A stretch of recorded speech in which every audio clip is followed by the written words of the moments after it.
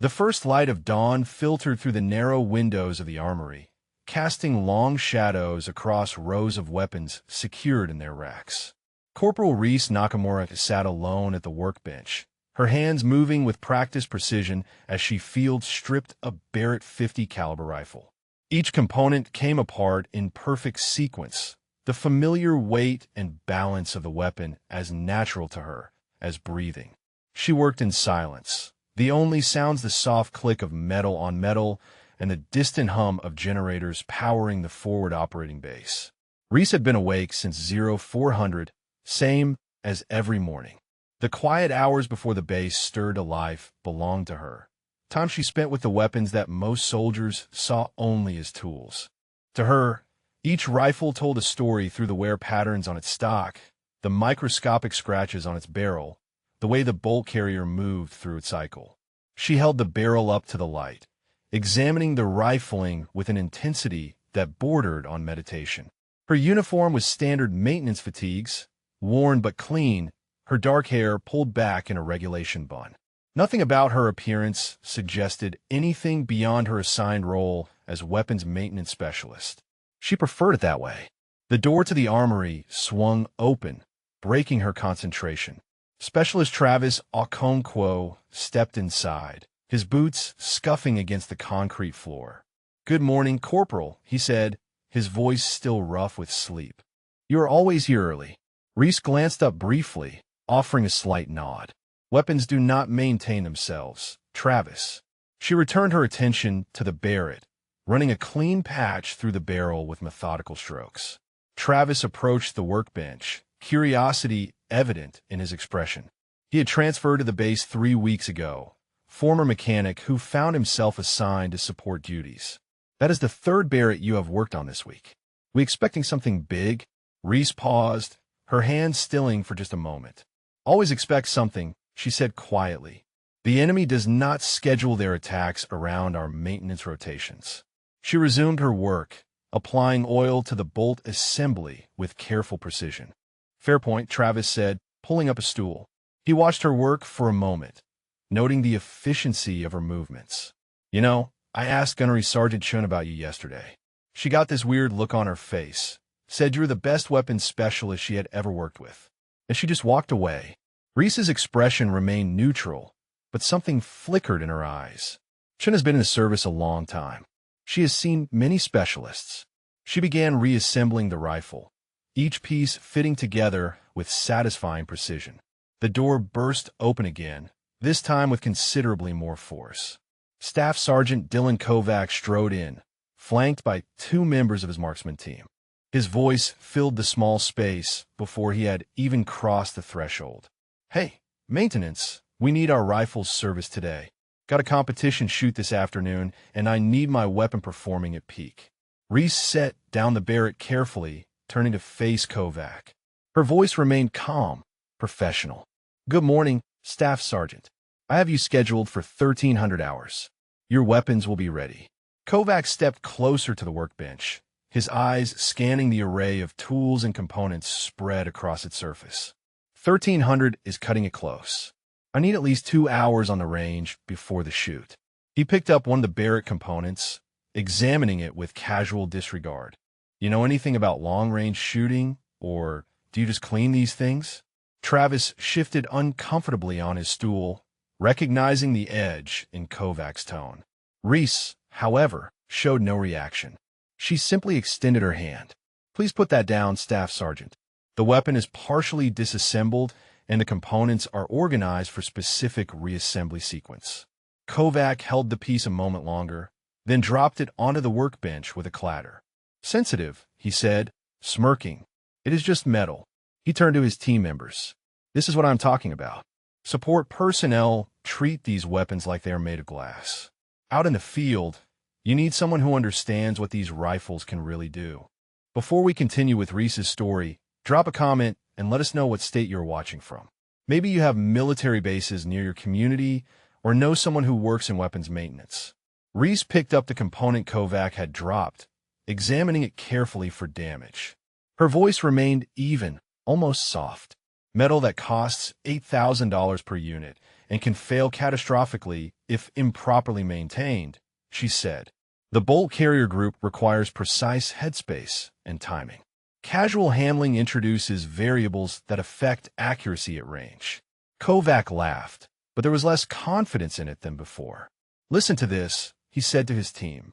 The armorer is giving me a lecture on accuracy. Sweetheart, I have more range time than you have days in service. My personal record is a confirmed hit at 2,100 meters. You probably could not hit a target at 500. Reese set the component down gently, her eyes meeting Kovac's for the first time. Environmental factors affect trajectory more than most people realize, Staff Sergeant, especially at extreme range. Temperature, humidity, air pressure, wind speed at multiple altitudes. The mathematics become complex beyond 2,000 meters. Kovac's expression hardened. Mathematics, he repeated. You can run all the calculations you want, but shooting is about instinct, feel, experience. That is something you learn behind the scope, not behind a workbench. He leaned against the table. Tell you what, when you actually fire one of these in combat, then maybe we can talk about long-range shooting.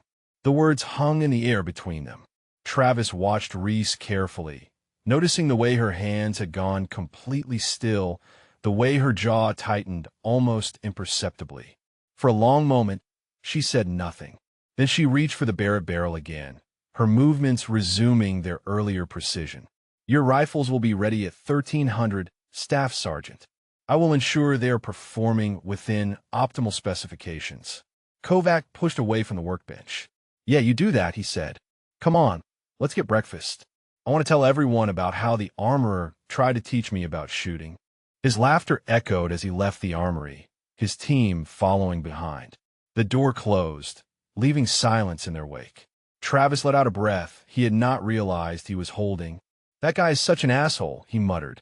Sorry, I mean he is just... Reese held up a hand, stopping him. Is fine, Travis.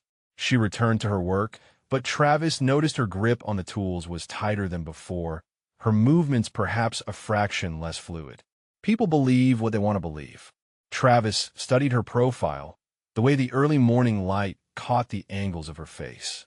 You did not answer his question, he said quietly. About combat. Reese was silent for a long moment, her hands working automatically through the reassembly process. Some questions do not need answers, she finally said. She lifted the completed Barrett, shouldering it smoothly, checking the sight alignment with practiced ease. The weapon settled against her shoulder with the kind of natural fit that came only from countless hours of use, from muscle memory so deeply ingrained it became instinct. She lowered the rifle carefully, setting it back on the workbench. Travis wanted to ask more, but something in her expression stopped him. Instead, he stood, stretching. I should probably get to morning formation. You need anything before I go? Reese shook her head. Thank you, Travis. I am fine here. As he reached the door, he turned back. For what it is worth, Corporal, Chen was not the only one who said you were the best. Major Voss said the same thing. Said you were the most competent weapons specialist she had ever seen. And she said something weird. She said you could have been so much more. Reese's hands stilled again on the rifle.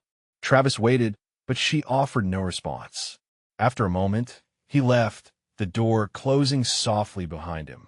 Alone again, Reese remained at the workbench, the Barrett before her. She reached out, her fingers tracing the length of the barrel with something approaching reverence. Outside, the base was coming to life, voices and engines and the organized chaos of a military installation preparing for another day. But in the armory, there was only silence and the weight of memories she had tried very hard to leave behind. She picked up the next rifle from the rack, beginning the process again. The work was methodical, precise, predictable. That was what she needed now. That was what she had chosen. Her eyes drifted to the window, to the mountains visible in the distance, their peaks catching the first full light of morning. Somewhere out there, beyond the wire, the world was waiting. But here, in this small room surrounded by weapons she understood completely, Reese Nakamura could pretend that the past stayed where it belonged. The morning briefing room filled quickly, soldiers filing in with coffee cups and tired eyes. Reese slipped into a seat near the back, her presence barely noticed among the dozens of personnel crowding the space. At the front, Lieutenant Petrov adjusted the projection screen, bringing up a tactical map of the surrounding region. His expression was grim as he waited for the room to settle. Major Helena Voss entered last, her crisp uniform and direct gaze commanding immediate attention. She moved to the front of the room with purposeful strides. "Listen up," she said, her voice cutting through the last murmurs of conversation. "We have a situation developing in our area of operations. Over the past 48 hours, we have lost 3 coalition spotters to enemy sniper fire. All kills were clean, professional, executed from extreme range." Petrov advanced the slideshow, images of terrain appearing on screen. "Based on our analysis of the shot angles and the positions where our people were hit, we estimate the shooter is operating from somewhere in this ridgeline complex." He highlighted an area on the map. Distance from our forward positions ranges from 3,000 to 3,600 meters. A low whistle came from somewhere in the room. Kovac leaned forward in his seat near the front, his attention fully engaged. "That is serious range," he said. "You are talking about a trained professional, not some insurgent with an old Dragunov." Voss nodded. "Exactly our assessment, Staff Sergeant, which is why I am authorizing counter-sniper operations starting immediately. We need to locate and neutralize this threat before we lose more people." Kovac stood, his posture confident. "Ma'am, my team can handle this. We have been training for exactly this kind of scenario. Give us the grid coordinates, and we'll find this guy." Voss studied him for a moment. "Your confidence is noted, Kovac. Coordinate with Gunnery Sergeant Shun for equipment and positioning. I want your team in place by 1400 hours." She paused, her eyes scanning the room. "Everyone else, maintain heightened awareness. No unnecessary exposure in open areas. Snipers are patient, they wait for targets of opportunity. Do not give them one." The briefing continued with logistics and patrol schedules, but Reese found her attention drifting to the map still displayed on screen. Her eyes traced the ridgeline, calculating distances and angles with automatic precision. The terrain was complex, multiple elevation changes, wind patterns that would shift throughout the day. A shot from that range required more than skill. It required intimate understanding of ballistics at the edge of possibility. The briefing ended and personnel began filing out. Reese remained seated, studying the map until most of the room had emptied. She pulled out her phone, opening a ballistics calculator app, entering numbers with quick, practiced movements. "Still here, Corporal?" Reese looked up to find Major Voss standing beside her seat, arms crossed. She quickly closed the app. "Just reviewing the tactical situation, ma'am." Voss glanced at the phone in Reese's hand, then back to her face. "Using ballistics software to review a tactical situation. Interesting approach for a maintenance specialist." She sat down in the seat next to Reese, her voice dropping lower. "You're thinking about those ranges, are not you? Thinking about what it would take to make those shots." Reese hesitated, choosing her words carefully. "The environmental factors at that distance are significant, ma'am. Whoever is shooting knows how to read conditions most people would not even consider." Voss was quiet for a moment. "You know, when you first requested transfer to maintenance duty, I tried to talk you out of it. Told you it was a waste. You remember what you said?" Reese met her commanding officer's eyes. "I said I needed to work with weapons I did not have to fire. And I respected that decision," Voss said. "Still do. But sometimes I wonder if you made it for the right reasons." She stood, adjusting her uniform. "Stay out of this one, Nakamura. Let Kovac's team handle it. That is an order." She walked away, leaving Reese alone with the map still glowing on the projection screen. The mess hall was crowded during lunch, the usual chaos of soldiers grabbing food between duties. Kovac held court at his center table, his voice carrying over the general noise as he regaled his teammates and anyone else within earshot about his counter-sniper plans. "We're going to set up on Hill 372, he was saying. "Perfect sight lines to that entire ridgeline. When this guy shows himself, we will be ready." He stabbed at his food for emphasis. "Probably some former military, Syrian or Iraqi, trained by Russians maybe. Thinks he is hot stuff picking off targets from safety. Wait until he realizes he is dealing with American Marksman. One of his team members grinned. What is your plan if he is better than you think? Kovac laughed. Not possible. I have studied every long-range engagement in this theater. I know how these guys operate. They rely on surprise and distance. Take those away, and they fold. He took a drink, then noticed Reese entering the mess hall. Hey, speaking of folding, there's our armorer. He raised his voice. Your rifles better be ready, maintenance girl. I cannot miss my shot because you forgot to clean something properly. Reese moved through the food line without acknowledging him, her face impassive. She filled her tray with practiced efficiency, then surveyed the room for an empty seat. Most tables were full, clusters of soldiers sharing meals and conversation. Corporal, over here. Travis waved from a table near the window, sitting alone with his meal half finished. Reese made her way over, grateful for the refuge. She sat across from him, arranging her food methodically.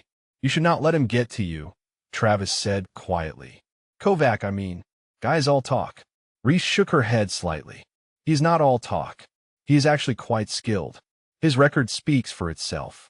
Travis looked surprised. You were defending him? After how he treated you this morning. Reese took a bite of her food, chewing thoughtfully before responding.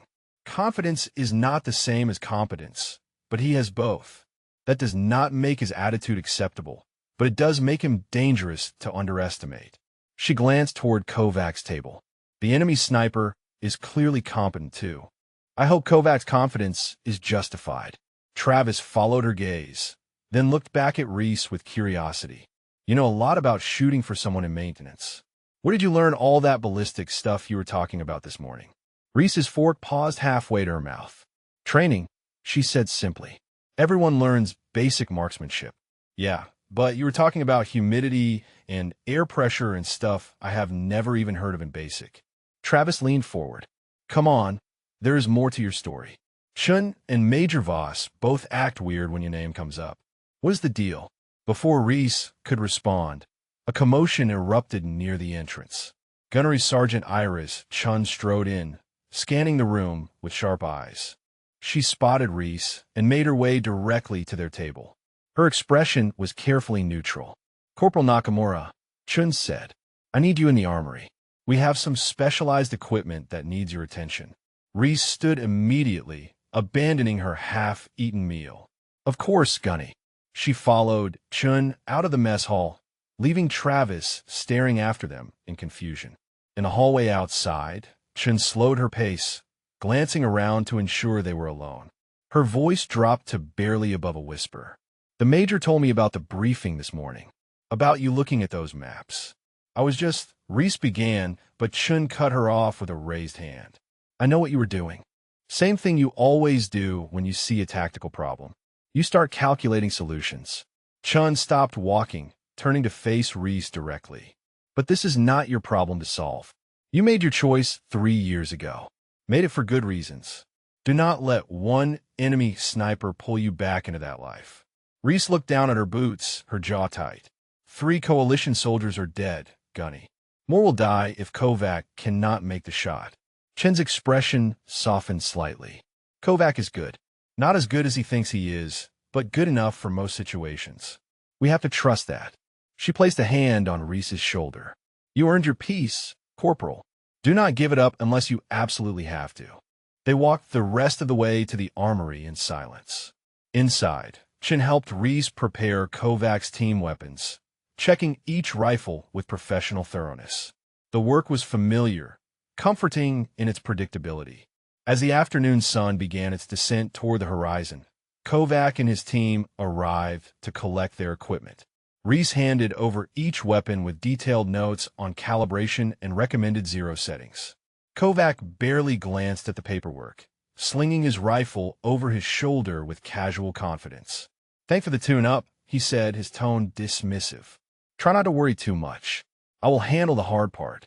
He led his team out, their boots echoing in the corridor. Reese watched them go, then turned back to her workbench. But instead of starting on the next maintenance task, she found herself pulling up the tactical map on her tablet again. Her fingers traced the ridgeline, her mind calculating angles and distances wind drift, and bullet drop. Numbers flowed through her consciousness like a familiar language, speaking truths that no amount of confidence could override. Outside the window, the mountains loomed against the darkening sky. Somewhere out there, an enemy sniper waited. And despite every intention to stay removed from the fight, Reese felt the old instincts stirring, the old skills demanding to be used. She closed the tablet with more force than necessary, but the calculations remained in her mind, precise and unforgiving. The operations center hummed with controlled tension as Lieutenant Petrov spread updated intelligence reports across the table. A dozen personnel crowded around, studying satellite imagery and radio intercepts. Major Voss stood at the head of the table, her fingers drumming an impatient rhythm against the metal surface. "We have confirmation of a fourth casualty," Petrov said, his voice tight. "Staff Sergeant Williams from 2nd Platoon. Hit during a routine supply transfer at 0630 this morning. Clean headshot from extreme range." He pointed to a marker on the map. "This puts the shooter somewhere in this corridor, operating between 3,200 to 3,600 meters from our positions." A captain from intelligence leaned forward, studying the terrain features. "That is an incredible range for consistent kills. We're not dealing with luck here. This is someone with advanced training and high-quality equipment." Voss nodded grimly. "Which is why we need to neutralize this threat immediately." "What is the status of Kovac's counter-sniper team?" "Already deployed to Hill 372 as planned," Petrov replied. "They have good visibility of the suspected sniper zone. Kovac reports they are dug in and waiting." Reese stood near the back of the room, officially present to provide weapons support information if needed. She listened in silence, her eyes fixed on the tactical display. The marked casualty positions formed a pattern that told a story to anyone who knew how to read it. The enemy was methodical, patient, choosing targets that maximize psychological impact while minimizing his own exposure. Major Voss noticed Reese studying the map. "Corporal Nakamura, you have something to add?" Every head in the room turned toward her. Reese hesitated, feeling the weight of their attention. She stepped closer to the table, pointing to the marked positions. "The shot angle suggests the sniper is moving between hides, ma'am. Each position offers a window of opportunity lasting maybe 20 to 40 minutes before sun angle or wind conditions change. He is not staying in one location." Petrov frowned. "How can you determine that from shot placement?" Reese traced invisible lines across the map with her finger. "The bullet trajectories at these distances are affected by prevailing winds, which shift direction as the sun heats different parts of the mountain range. These 3 shots," she indicated morning casualties, "came from higher elevation where early thermals favor easterly positions. This afternoon shot came from lower on the ridge where western exposure provides better conditions." He is reading the environment and adapting. The intelligence captain exchanged glances with Petrov. "That is extremely sophisticated tactical thinking." Voss crossed her arms. "So what you are telling me is Kovac's team is sitting in one position waiting for a target that moves constantly." Reese met her commander's eyes. "I am saying the enemy understands atmospheric conditions at extreme range better than most people realize, ma'am. If he follows his pattern, he will not present a target where Kovac expects him." Before Voss could respond, the radio crackled to life. "Base, this is Viper 2-1. Kovac's voice came through clearly. We have eyes on the target zone. Conditions are good. Standing by." Voss picked up the handset. "Copy that, Viper 2-1. Stay alert. Enemy has proven mobile." She set the radio down, looking back at Reese. "Your assessment is noted, Corporal. Let's hope Kovac proves you wrong." Reese said nothing, returning to her position at the back of the room. But her eyes never left the map, and her mind continued calculating trajectories, wind speeds, temperature gradients. Numbers that told truths whether anyone wanted to hear them or not. Hours crawled past with agonizing slowness. The operations center maintained constant radio contact with Kovac's team, monitoring their position and status. Reese eventually returned to the armory, but found herself unable to focus on routine maintenance. She sat at her workbench, a disassembled rifle before her, hands idle. Travis found her there in the late afternoon, staring at nothing. "You okay, Corporal? You have been sitting with that same rifle for an hour." Reese blinked, seeming to come back from somewhere distant. "I'm fine. Just thinking. About the sniper situation?" Travis pulled up his usual stool. "Everyone is talking about it. Kovac is convinced he's going to get the guy today." Reese's hands finally moved, picking up rifle components without really seeing them. Confidence is useful right up until the moment reality proves it wrong. She began reassembling the weapon with mechanical precision. The enemy sniper has made 4 confirmed kills over 2 days. That level of consistency at extreme range suggests someone with extensive experience and exceptional skill. Travis watched her work, noting the tension in her shoulders. "You sound like you know what you're talking about." "Like really know." Reese paused, then continued her work. "I have studied long-range shooting, Travis.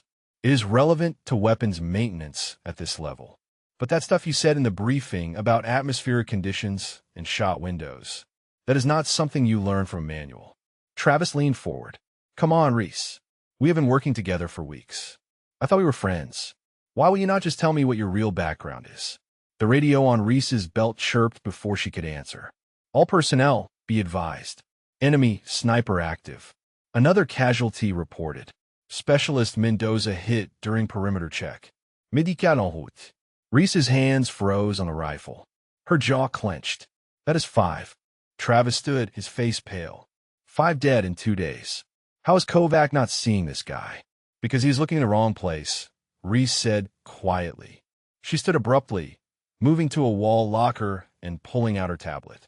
She brought up the tactical map again, adding the new casualty location with swift, precise touches. "There." She turned the screen toward Travis. "See the pattern?" Travis studied the display, seeing only scattered points. "I do not know. Each position represents the optimal shot window for different times of day based on environmental factors." Reese's finger traced across the screen. Morning shots from high elevation with eastern exposure. Midday from northern angles where shadows provide concealment. Afternoon from western positions where temperature inversions create stable air. The enemy is not just skilled, he is operating with near-perfect understanding of atmospheric ballistics. Travis stared at her. "How do you know all this?" Reese set the tablet down with a sharp click. "Because it is exactly what I would do." The words came out before she could stop them, hanging in the air between them like a confession. The armory door burst open. Gunnery Sergeant Chun entered with rapid strides, her expression urgent. "Nakamura, Operations Center. Now, Major wants you there." Both women looked at each other, an entire conversation passing in silence. Then Reese grabbed her tablet and followed Chun into the corridor. Travis tried to come along, but Chun stopped him with a raised hand. "Not you, Specialist. Wait here." The walk to the operations center took less than 2 minutes, but felt longer. Chun spoke without looking at Reese. "She's going to ask you to get involved. To help track this guy." "I know," Reese replied. "You can say no. You have that right." Reese was quiet for several steps. "Do I really, Gunny?" "When soldiers are dying." They reached the operations center door. Chun grabbed Reese's arm, stopping her. "Listen to me. Once you step back into that world, even for one mission, it changes you. Takes back all the peace you fought so hard to find. Are you ready for that?" Reese looked at the door, then back at Chun. "I do not know if I am ready, but I know what happens if I do nothing." She pulled her arm free gently and entered the operations center. Inside, tension had escalated to barely controlled chaos. Voss stood at the tactical display, her face grim. Petrov was on 3 different radio channels simultaneously, coordinating medical evacuation and security responses. The mood was dark, fear mixing with frustration. Voss saw Reese enter and crossed to her immediately. "Corporal, I need your honest assessment. Can Kovac neutralize this threat from his current position?" Reese looked at the map, at the pattern of casualties that had grown clearer with each death. She thought about giving the safe answer, the one that kept her removed from the situation. But 5 soldiers were dead, and more would follow if something did not change. "No, ma'am," Reese said clearly. The enemy is operating in a pattern that exploits changing environmental conditions throughout the day. Staff Sergeant Kovac is in a fixed position waiting for a target that will never present itself where he expects. The enemy understands the science of extreme long-range shooting at a level that most marksmen never achieve. Voss studied her face, and you understand it at that level. It was not a question. Reese felt the wall she had built over 3 years beginning to crack. Yes, ma'am, she said quietly. I do. The operations center went silent, every person present sensing the weight of the moment. Voss stepped closer, her voice dropping so only Reese could hear. I'm not ordering you to do this, but I am asking, can you find this sniper? Reese closed her eyes briefly, feeling the weight of the decision pressing down on her. She thought about the armory, the quiet hours with weapons she did not have to fire, the peace she had found in routine and distance from the sharp end of combat. Then she thought about 5 dead soldiers and the ones who would die tomorrow if nothing changed.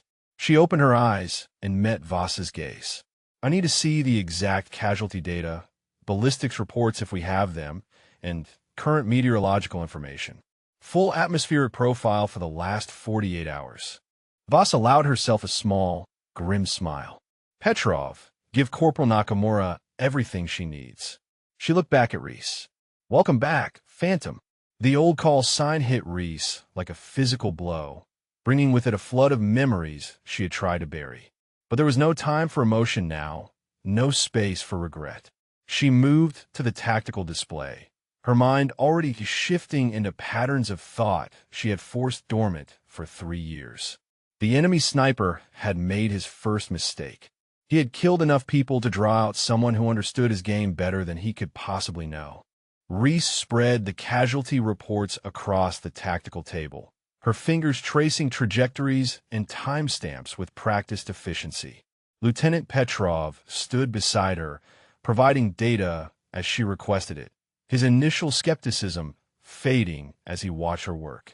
She moved with the focused intensity of someone solving a complex equation, each piece of information adding to a larger picture only she could see. Give me wind speed and direction at 0600, 0930, 1315, and 1645, she said, her eyes never leaving the map. I also need temperature readings at ground level and estimated readings at 1,500 meters elevation for each timestamp. Petrov worked his computer, pulling up meteorological data. Wind at 0600 was east-northeast at 8 knots, gusting to 12. Temperature 42 degrees Fahrenheit at ground level. He continued reading numbers while Reese made notes on her tablet with rapid precision. Major Voss watched from across the room, arms crossed. She had seen Reese work like this before, years ago when she was still active as a sniper instructor. The transformation was remarkable, the quiet maintenance specialist vanishing beneath the emergence of someone who thought in calculations and probabilities, someone who understood death at distance with mathematical clarity. Reese looked up from her work.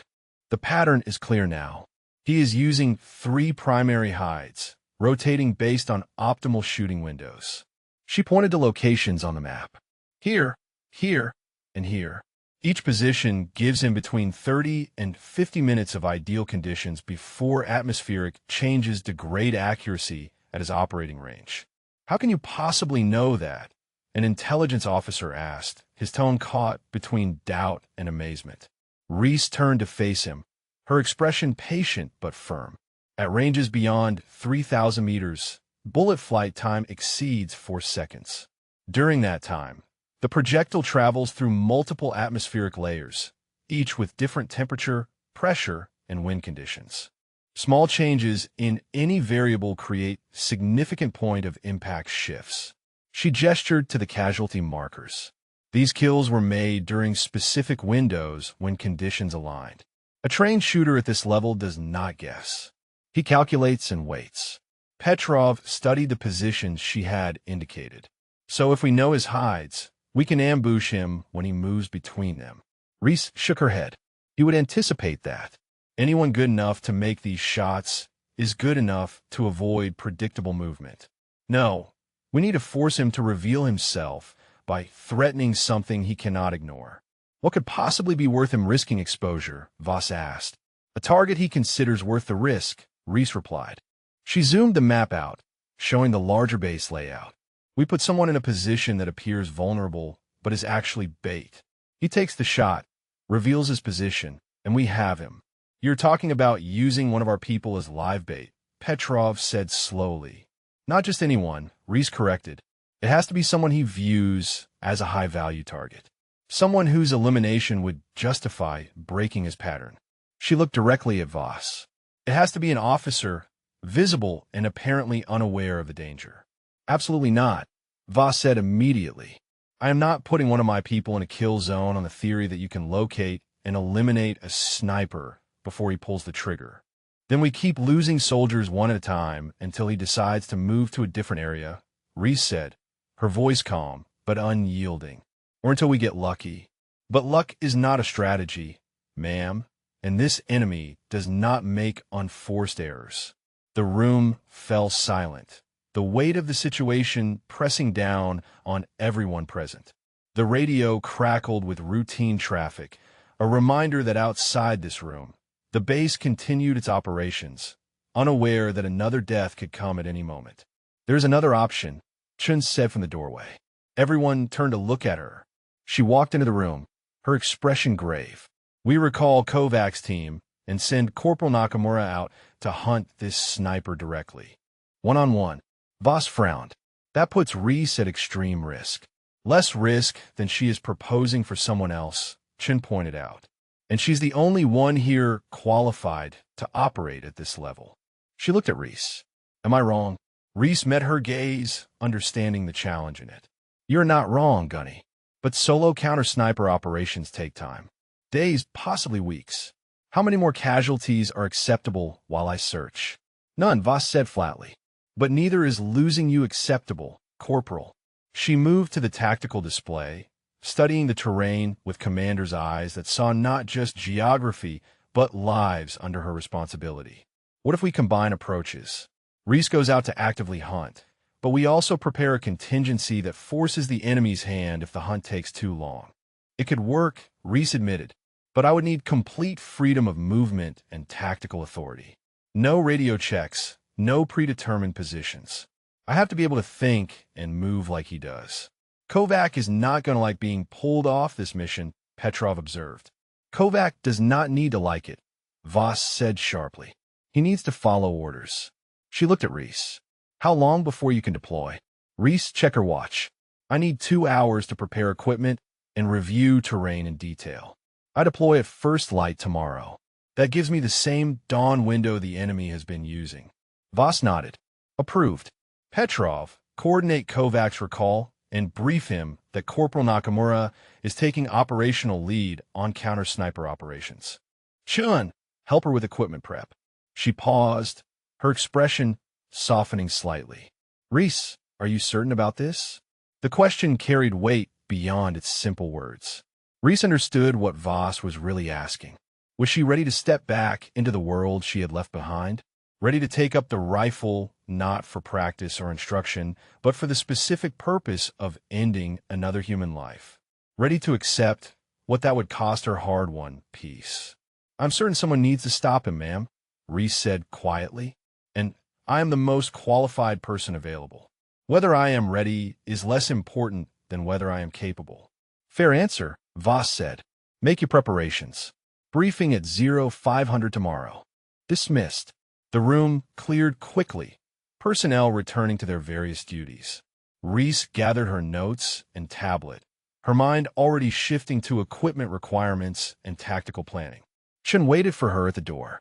They walked together through the corridors toward the armory, neither speaking until they were alone in the familiar space. Chun closed the door firmly behind them and turned to face Reese. You do not have to do this, Chun said. Despite what you told the Major, there are other options.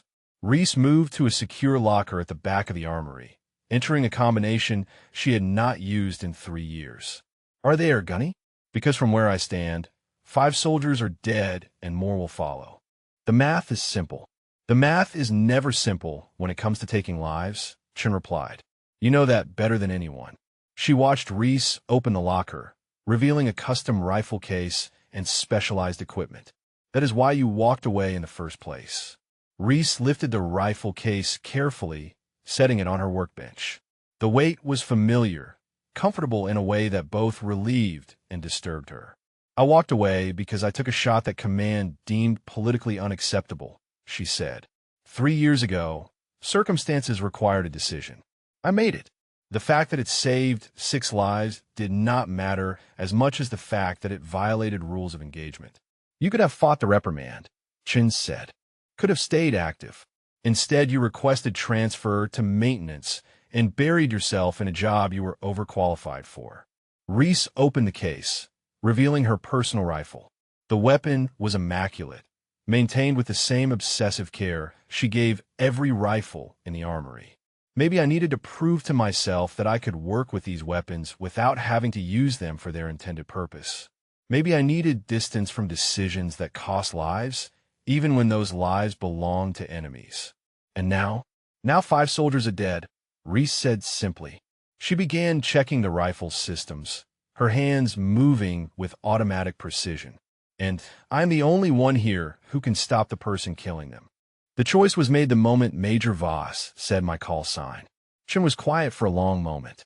Phantom. I always hated that name. Made you sound like a ghost. Something not quite real. Reese allowed herself a slight smile. That was rather the point, Gunny. Hard to hit what you cannot prove exists. She looked up from the rifle. I will need ammunition. The specialized loads, not standard issue. Already pulled them for you, Chun said, moving to another locker.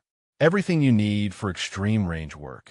She retrieved boxes of carefully labeled ammunition. But Reese, when this is over, promise me you will not just bury it again. What happened 3 years ago, the reason you left, you need to actually deal with it. Reese took the ammunition, checking the specifications on each box. When this is over, I will deal with whatever needs dealing with.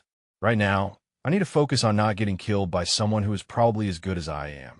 Probably? Chin raised an eyebrow. Since when does Phantom admit anyone might be as good? Since I saw someone make 4 confirmed kills at extreme range in 2 days without a single miss, Reese said. She began packing equipment with methodical efficiency.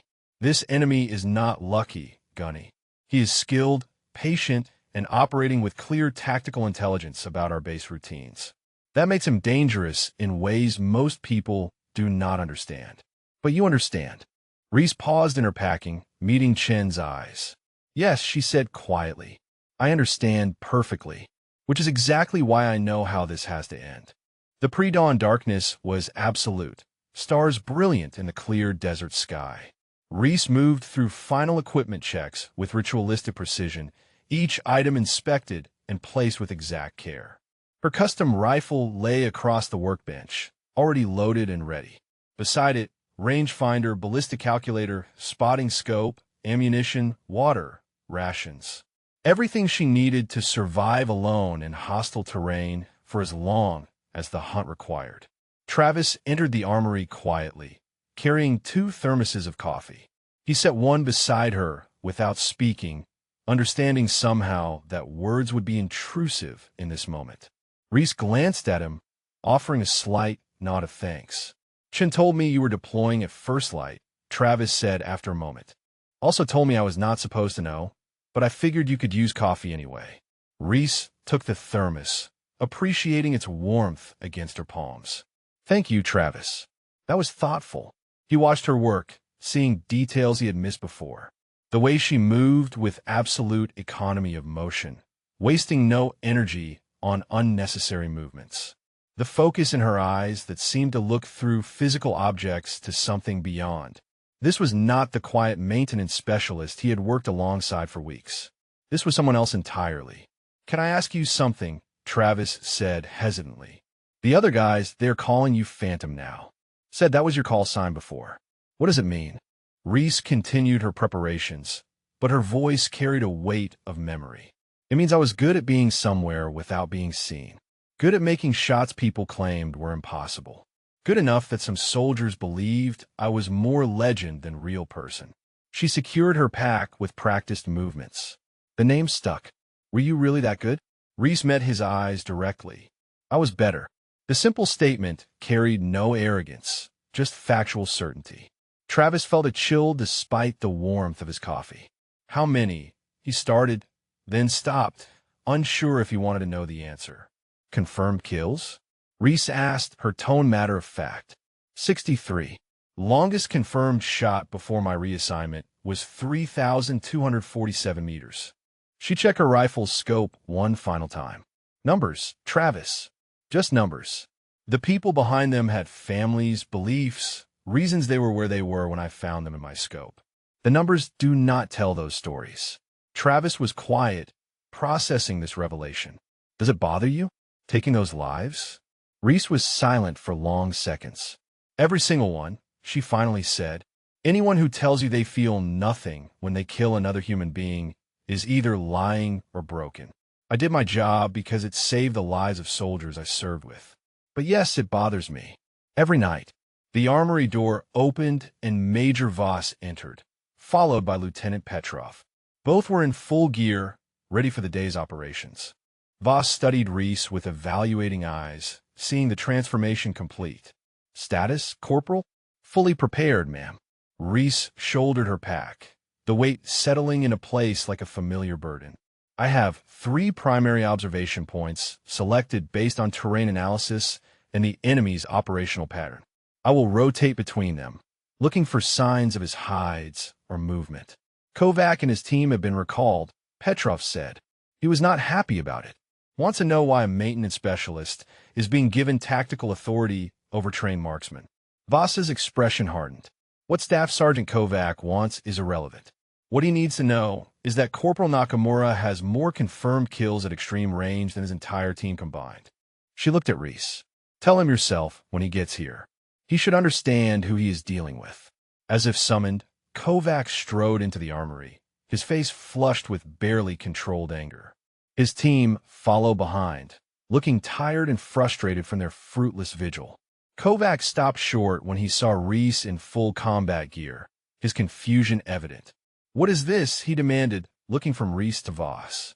I was pulled off a critical mission so the armorer could play soldier. Voss stepped forward, her voice cold and commanding. You were pulled off a mission you were failing, Staff Sergeant. 5 soldiers dead while you sat in one position waiting for a target that never appeared. She gestured to Reese.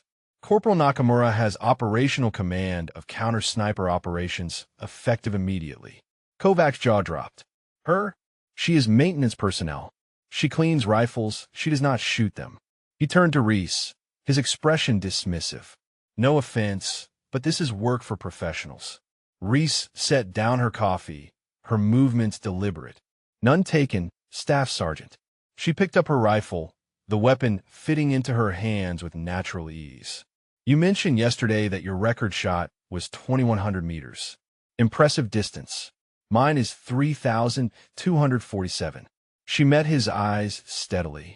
63 confirmed kills, all at ranges exceeding 2,000 meters. I taught advanced sniper tactics at Fort Benning for 2 years before my reassignment here. My call sign is Phantom. The color drained from Kovac's face. Phantom, he repeated slowly. His eyes widened with recognition. The Phantom? From the Kandahar operation? Reese said nothing, but her silence was confirmation enough. Kovac took a step back, his entire demeanor changing. The stories they told about that mission were considered exaggerated, impossible. A single sniper eliminating an entire insurgent command element from a distance base, command refused to confirm. That was you, Kovac said quietly. His earlier arrogance vanished completely. You saved Delta 4-2. They said the shooter fired from over 3 kilometers away, in wind conditions that made the shot mathematically impossible. Mathematics are rarely impossible, Reese said. Just improbable. She slung her rifle across her back. The enemy we face now understands the same principles I do. That makes him dangerous and unpredictable. Your team's approach was sound for a typical counter-sniper operation, but this is not a typical situation. Kovac looked at his boots, then back at Reese. His voice was different now, respectful.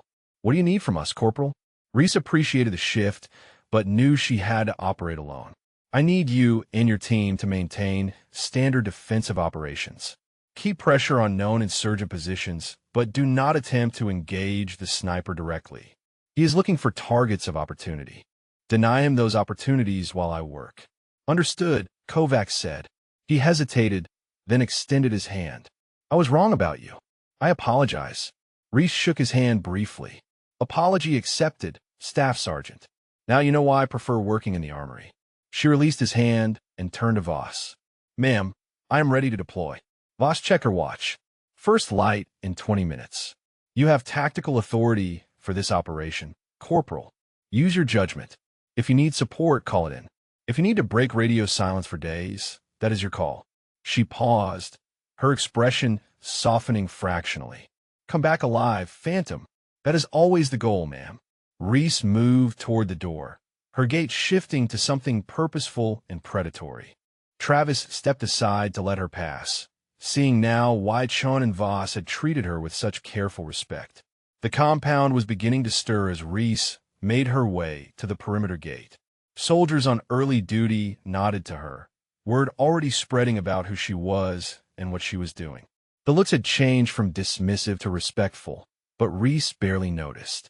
Her mind was already in the mountains, calculating distances and angles, thinking like the enemy she hunted. At the gate, Chen waited with the vehicle. She drove Reese to the designated insertion point in silence, the darkness gradually giving way to gray twilight. They stopped at a ridgeline 2 kilometers from base, overlooking the valley where the enemy operated. Reese climbed out, checking her gear one final time. Chen leaned out the window. "Remember, Reese, this is not about proving anything. This is about stopping the killing." "I know, Gunny." Reese adjusted her pack. "But to stop him, I have to think like him. And that means remembering parts of myself I have tried hard to forget. Just do not forget to come back," Chen said. She put the vehicle in gear. "Good hunting, Phantom." Reese watched the vehicle disappear back toward base, then turned to face the mountains. The sun was breaking over the eastern peaks, painting the rocks in shades of gold and crimson.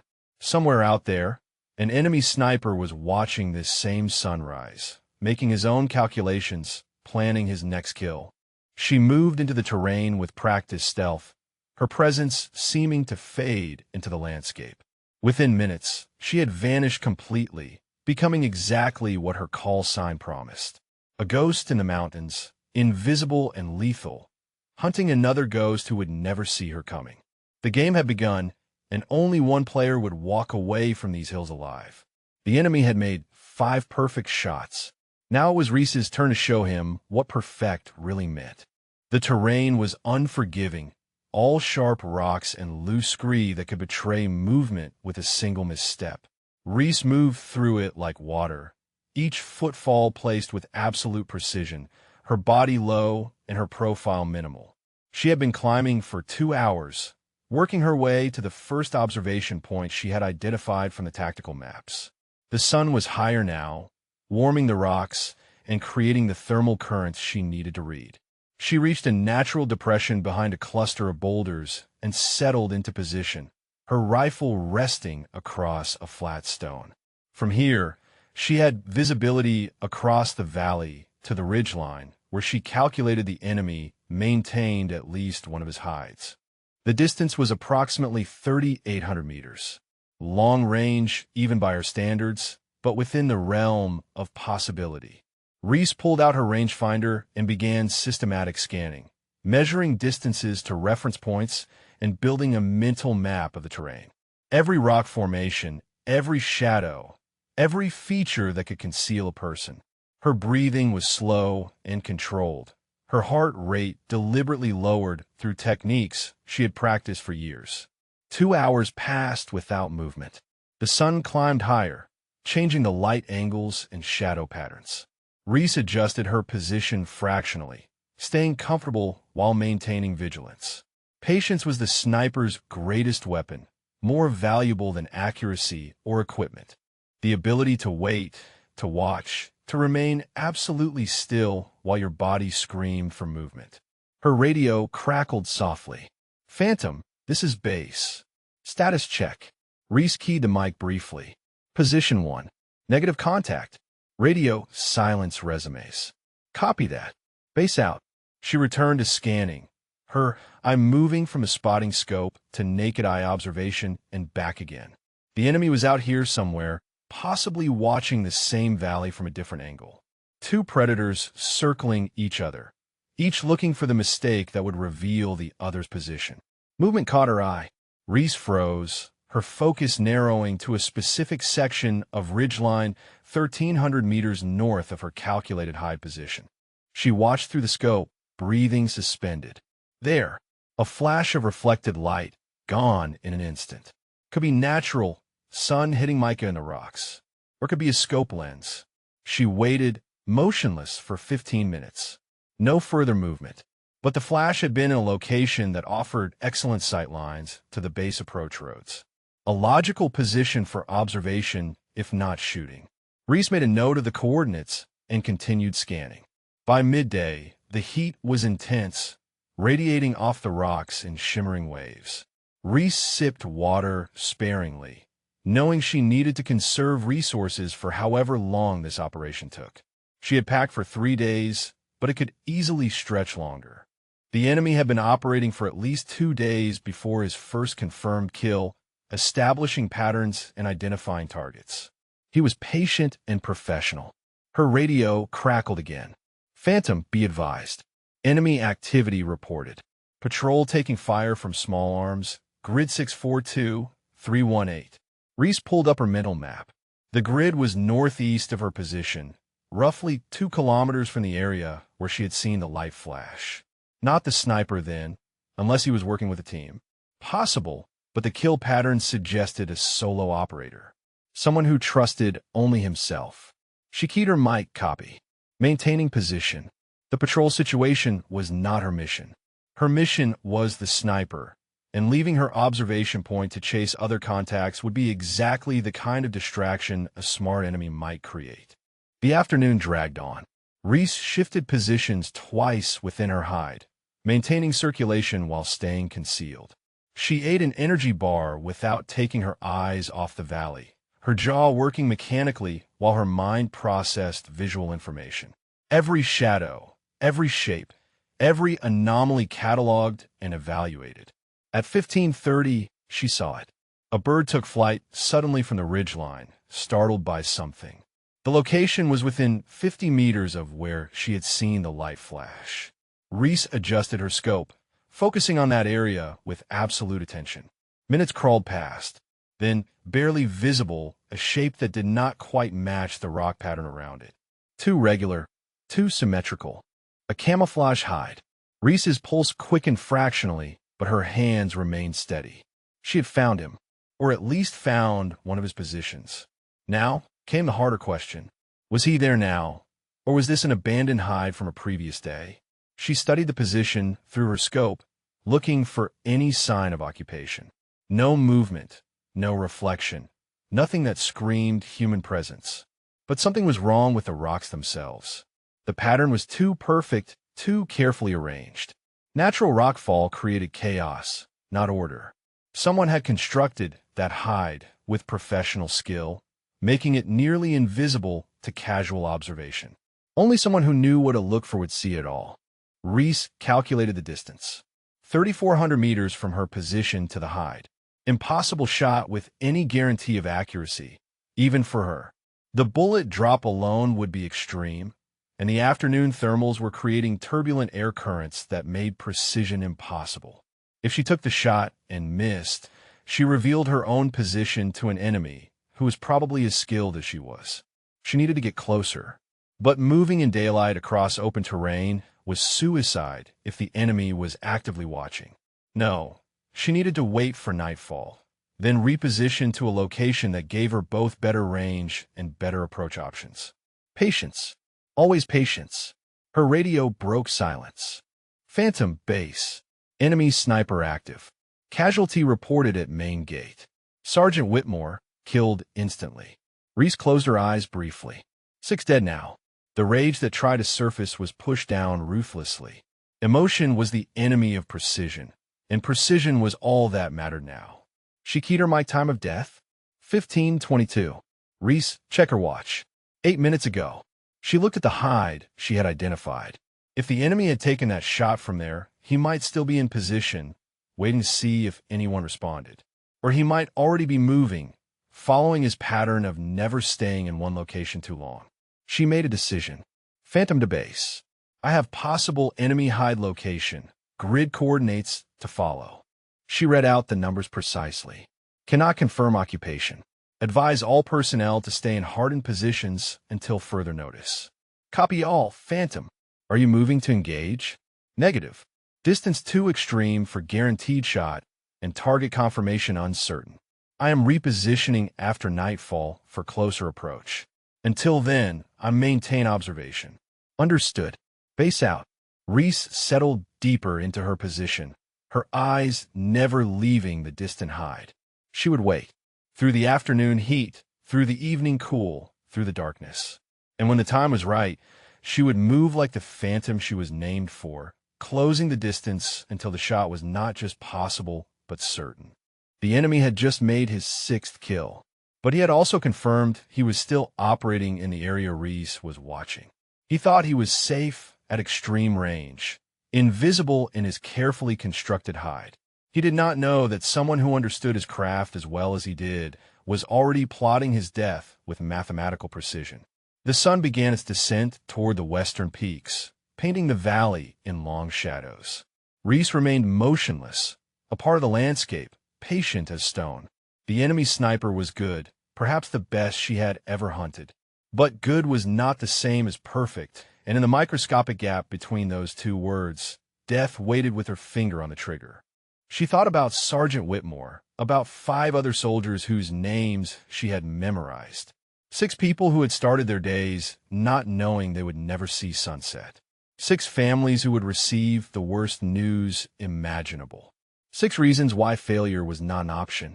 Reese checked her rifle one more time, making minute adjustments to her scope. When the moment came, when she had the shot that would end this, there would be no second chance. 1 bullet, 1 heartbeat, 1 perfect calculation. That was the sniper's art, and she had studied it longer and more completely than almost anyone alive. The enemy did not know it yet, but he had already lost. The only question remaining was how long it would take him to realize it. Reese settled in to wait, her patience infinite, her purpose absolute. The hunt had shifted. Now it was just a matter of time. Darkness came slowly to the mountains, the transition from twilight to full night taking nearly an hour. Reese used every minute of fading light to memorize the terrain between her position and the enemy hide she had identified. Every boulder, every depression, every route that offered concealment. By the time stars filled the sky above, she had a complete mental map of her approach. She waited 2 more hours, letting the base settle into its nighttime routine, letting any observers grow complacent in the darkness. At 2200 hours, she began to move. Her progress was measured in meters per hour, each step tested before weight was committed, each position evaluated before being occupied. In the absolute darkness, she was invisible, a shadow moving among shadows. The night was cold, temperature dropping rapidly in the thin mountain air. Reese welcomed it, the chill keeping her alert and focused. Her rifle was slung across her back, secure to prevent any sound of metal on metal. In her hands, she carried nothing, moving with arms free to catch herself if she stumbled on the treacherous ground. 2 hours of movement brought her to a position 800 meters from the target hide, close enough that even in darkness she could make out its silhouette against the star-filled sky. She settled into a new observation point, a crack between 2 large rocks that concealed her completely while offering a narrow view forward. Now came the hardest part, waiting in the cold and dark, staying alert while her body wanted sleep, maintaining readiness for action that might not come until dawn. Reese controlled her breathing, used meditation techniques to stay present and aware. Her mind touched lightly on thoughts of the base of Travis and Chun and Voss, but did not linger. Out here, alone in enemy territory, such thoughts were dangerous distractions. At 0300, she saw movement, subtle, barely visible even with her eyes fully adjusted to darkness. A shape detaching from the hide location, moving with the same careful stealth she had used. The enemy sniper, relocating under cover of darkness, just as she had predicted. Reese remained frozen, hardly breathing. The figure moved perpendicular to her position, heading north along the ridgeline. She could take a shot now, perhaps 600 meters, to a moving target in darkness. Low probability of hit, high probability of revealing her position if she missed. No, she needed certainty. The figure disappeared into the darkness, moving toward what Reese calculated was another prepared position. He was rotating hides exactly as she would, never staying in one location long enough to be targeted. Professional discipline that spoke to extensive training. She waited 30 minutes to ensure he had committed to his new position, then began moving again. Not toward where he had gone, but toward the hide he had just abandoned. She needed to see how he operated, what equipment he used, what signs he might have left behind.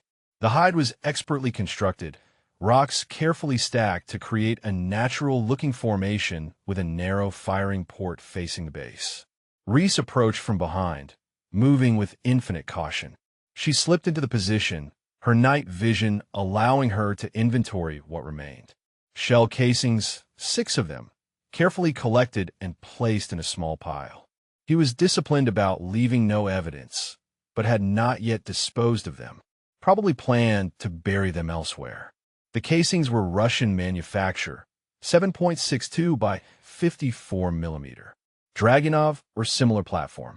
Good rifle, but not exceptional for the ranges involved. The shooter's skill was overcoming the weapon's limitations. Fabric impressions in the dirt showed where he had lain, how he had positioned himself. Reese noted everything, building a profile of her enemy. Right-handed, approximately 70 to 80 kilograms based on the body impressions, methodical in his setup routine. She found a small scuff mark where he had adjusted position, saw how he had arranged rocks to support his rifle without creating an obvious shooting rest. This was someone who had done this many times before. Someone who thought through every detail, who left nothing to chance. Someone, Reese realized, who was very much like her. She photographed the position with a small camera, documenting everything for later analysis, then withdrew as carefully as she had approached. The enemy was ahead of her now, perhaps 1,000 meters north. She could not reach him before dawn, and approaching his new position in darkness was too dangerous. Better to find her own hide and wait for the morning, when she could observe his pattern and plan her next move. Reese located a position 500 meters from where she estimated the new enemy hide to be. Not ideal, but it offered cover and visibility. She settled in, her rifle now unslung and ready. The night stretched ahead, cold and lonely, filled with the small sounds of desert wind and distant animals. At 0500, her radio crackled softly. Phantom base. Morning check-in. She keyed the mic once, the agreed-upon signal for no contact. Radio silence resumed. But the transmission had served another purpose. If the enemy was listening to coalition frequencies, he now knew someone called Phantom was in the field. Would he recognize the call sign? Would he know what it meant? Dawn came with spectacular color, the sky shifting through shades of purple and red before settling into blue. Reese watched the ridgeline, her eye to the scope, searching for any sign of the enemy position. The changing light created shifting shadows, making observation difficult. Then she saw it, a glint of metal, sun catching a scope lens for a fraction of a second. There, 750 meters from her position, well concealed but not perfectly, the enemy had made a tiny mistake, allowing reflected light to escape his hide. Reese calculated the shot. 750 meters was well within her capability, even with the morning wind beginning to build. But was she looking at the sniper himself, or just his equipment left in position while he moved elsewhere? She could not be certain. The uncertainty gnawed at her, but discipline held. No shot without target confirmation. She waited, watching, barely breathing. Minutes became an hour. The sun climbed higher, warming the rocks. And then movement, subtle adjustment of the scope position, The kind of micro-movement a shooter makes when acquiring a target. He was there, right now, preparing for another kill. Reese's finger moved to her trigger, taking up the first pressure. She controlled her breathing, let her heart rate slow. 750 meters. Wind 3 knots from the east.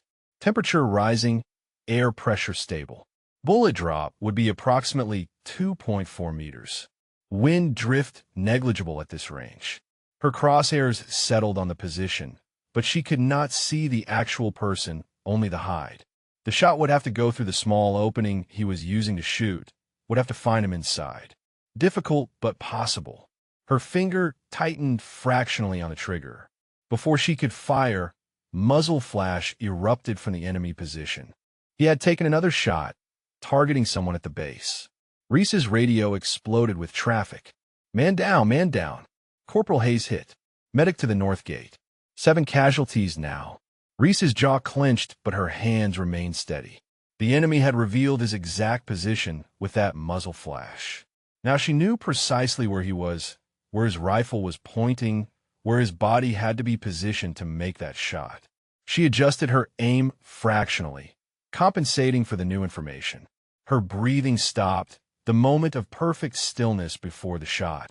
The world narrowed to a tiny circle visible through her scope to the mathematics of ballistics and wind and gravity. Her finger completed its press, the trigger breaking clean.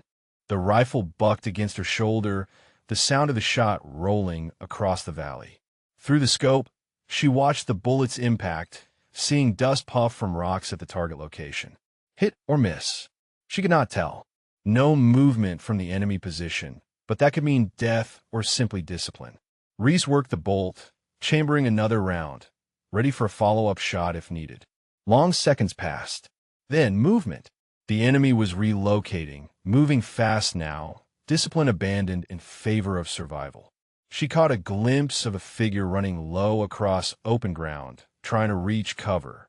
Reese tracked the movement, leading the target, calculating the increased difficulty of hitting a moving person at this range.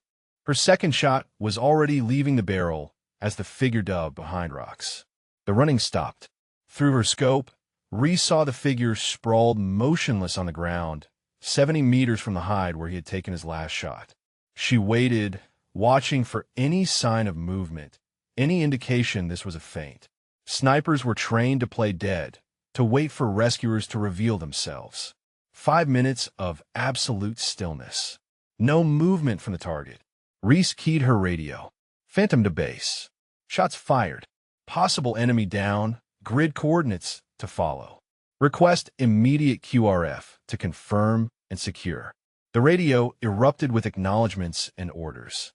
Within minutes, she heard helicopter rotors approaching, saw a quick reaction force moving toward the coordinates she had provided.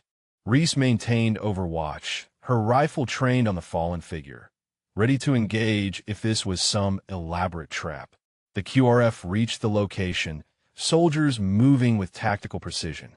She watched through her scope as they approached the body, weapons ready. Then the radio confirmation came. Enemy Kia. Single GSW to center mass. Target secured. Reese lowered her rifle slowly, the tension draining from her body. It was over. 7 soldiers had died, but the 8th target had survived because she had stopped the sniper 1 shot too late. The mathematics of violence, cold and unyielding. The helicopter extracted Reese from her position 2 hours after the confirmed kill. She sat in silence during the flight back to base, her rifle across her lap, her mind processing the events of the past 18 hours. 7 soldiers dead before she had stopped the killing. 7 families receiving devastating news. The weight of that settled into her bones, familiar and heavy. The landing pad was crowded when they touched down. Word had spread quickly that Phantom had eliminated the enemy sniper. Soldiers watched as Reese climbed out of the helicopter, their expressions mixing respect with curiosity. She ignored the attention, moving directly toward the operations center where Major Voss waited. Inside, the atmosphere was subdued despite the successful mission conclusion. Voss stood at the tactical display, with Lieutenant Petrov and several intelligence officers, examining photographs of the enemy sniper and his equipment that had been recovered by the QRF. Corporal Nakamura, Voss said as Reese entered. Good work out there. Clean shot under difficult conditions. She gestured to the photographs. We have identified the target. Syrian national, former military, trained as a sniper during their civil war. He was very good, was Reese echoed quietly. She studied the photographs, seeing the man's face for the first time. Young, perhaps 30 years old, with hard eyes and a professional bearing even in death. Just another soldier doing what he had been trained to do. Petrov pointed to images of the weapon. Russian SVD Dragunov, well-maintained but dated. The fact that he was achieving those ranges with his platform speaks to exceptional skill. He looked at Reese. Your shot was at what range? 750 meters to the hide, Reese replied. The killing shot on the moving target was approximately 820 meters, both within acceptable parameters. Acceptable parameters, one of the intelligence officers muttered. Most snipers would consider that second shot nearly impossible. Reese shrugged slightly. Movement prediction and lead calculation are trainable skills. The target was moving in a predictable pattern, trying to reach cover. Mathematics determined his probable path. She paused, looking at the photograph of the dead man again. He was good enough that he should have known better than to panic. Maybe you recognize your call sign, Voss suggested. Realized who he was facing and knew he was already dead. Possible, Reese conceded. She felt suddenly exhausted, the adrenaline of the hunt finally draining away.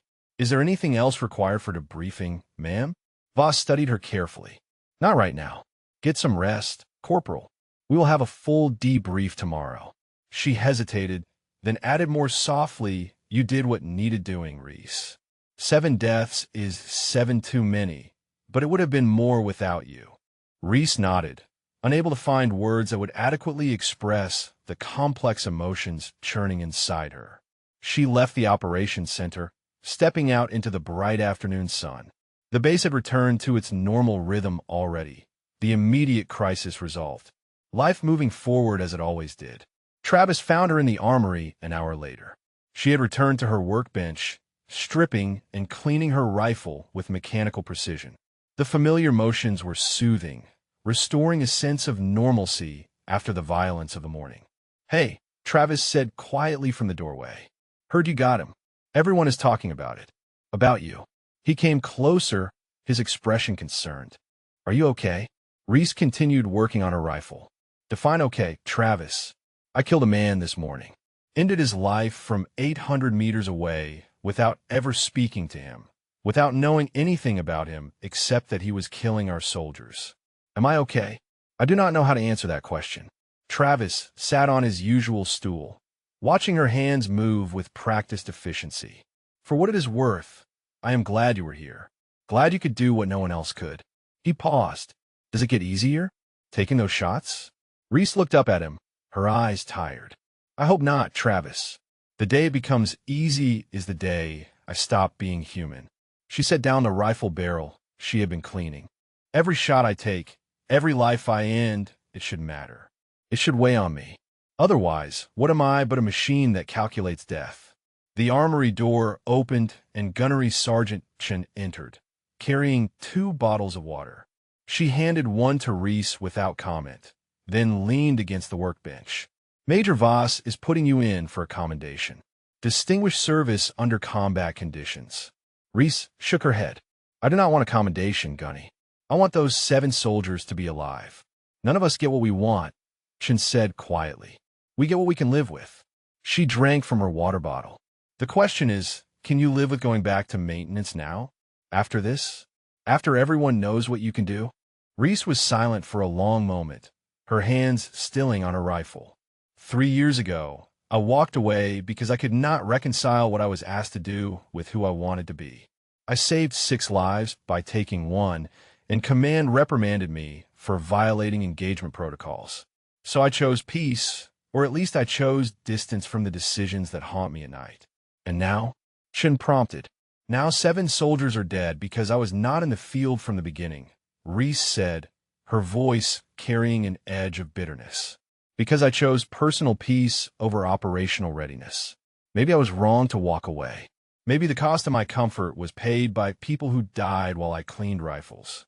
Travis shook his head firmly. That is not fair to yourself. You did not kill those soldiers. The enemy sniper did. And when you were needed, you stepped up. You stopped him. But not before 7 casualties, Reese countered.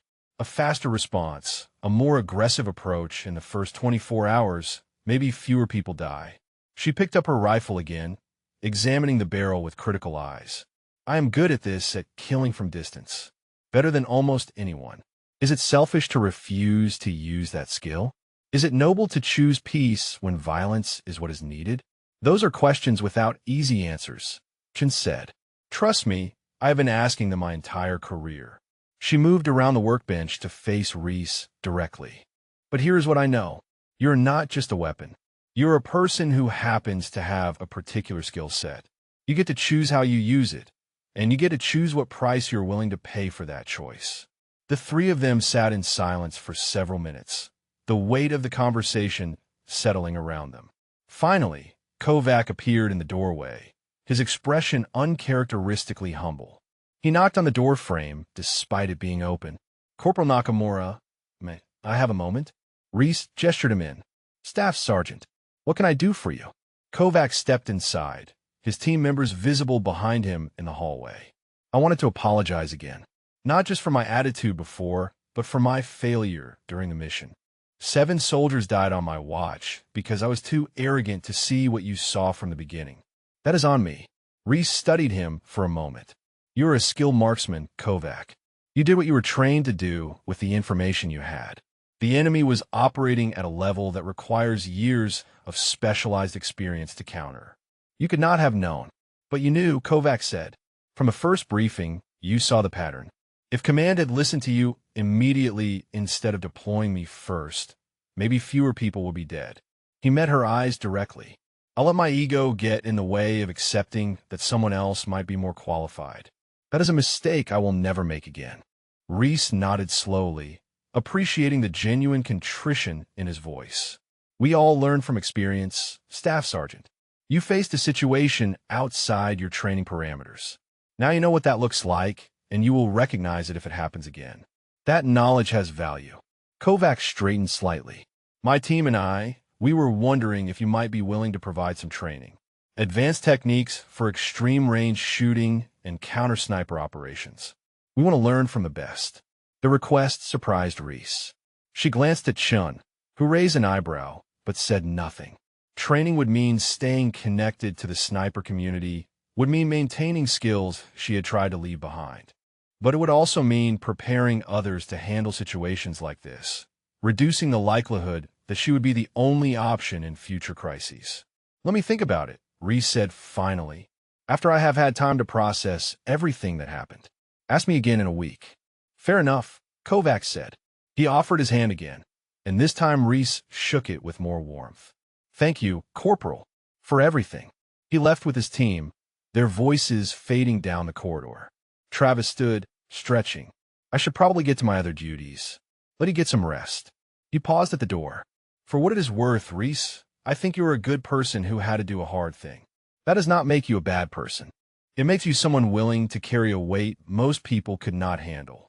After he left, Chun remained, watching Reese continue her methodical cleaning of the rifle. You know what I think? Chun said after a while. What is that, Gunny? I think you're going to say yes to Kovac's request. I think you're going to start training people, sharing what you know. And I think maybe that is the path forward for you. Not active duty as a sniper, but not hiding in maintenance either. Something in between. Reese considered this, her hands never stopping their familiar motions. Maybe she said quietly, maybe there is a middle ground where I can use what I know without having to be the one pulling the trigger every time, where I can prepare others to do what needs doing. That sounds like wisdom, Chin said. She pushed off from the workbench. Get some sleep, Reese. Tomorrow we figure out what comes next. Alone again, Reese finished cleaning her rifle and locked it away in the secure locker. Her hands lingered on the case for a moment before she closed the locker door. 7 soldiers had died, and she had stopped the killing by becoming the thing she had tried to leave behind. The question of whether that was right or wrong, noble or necessary, would probably haunt her for years to come.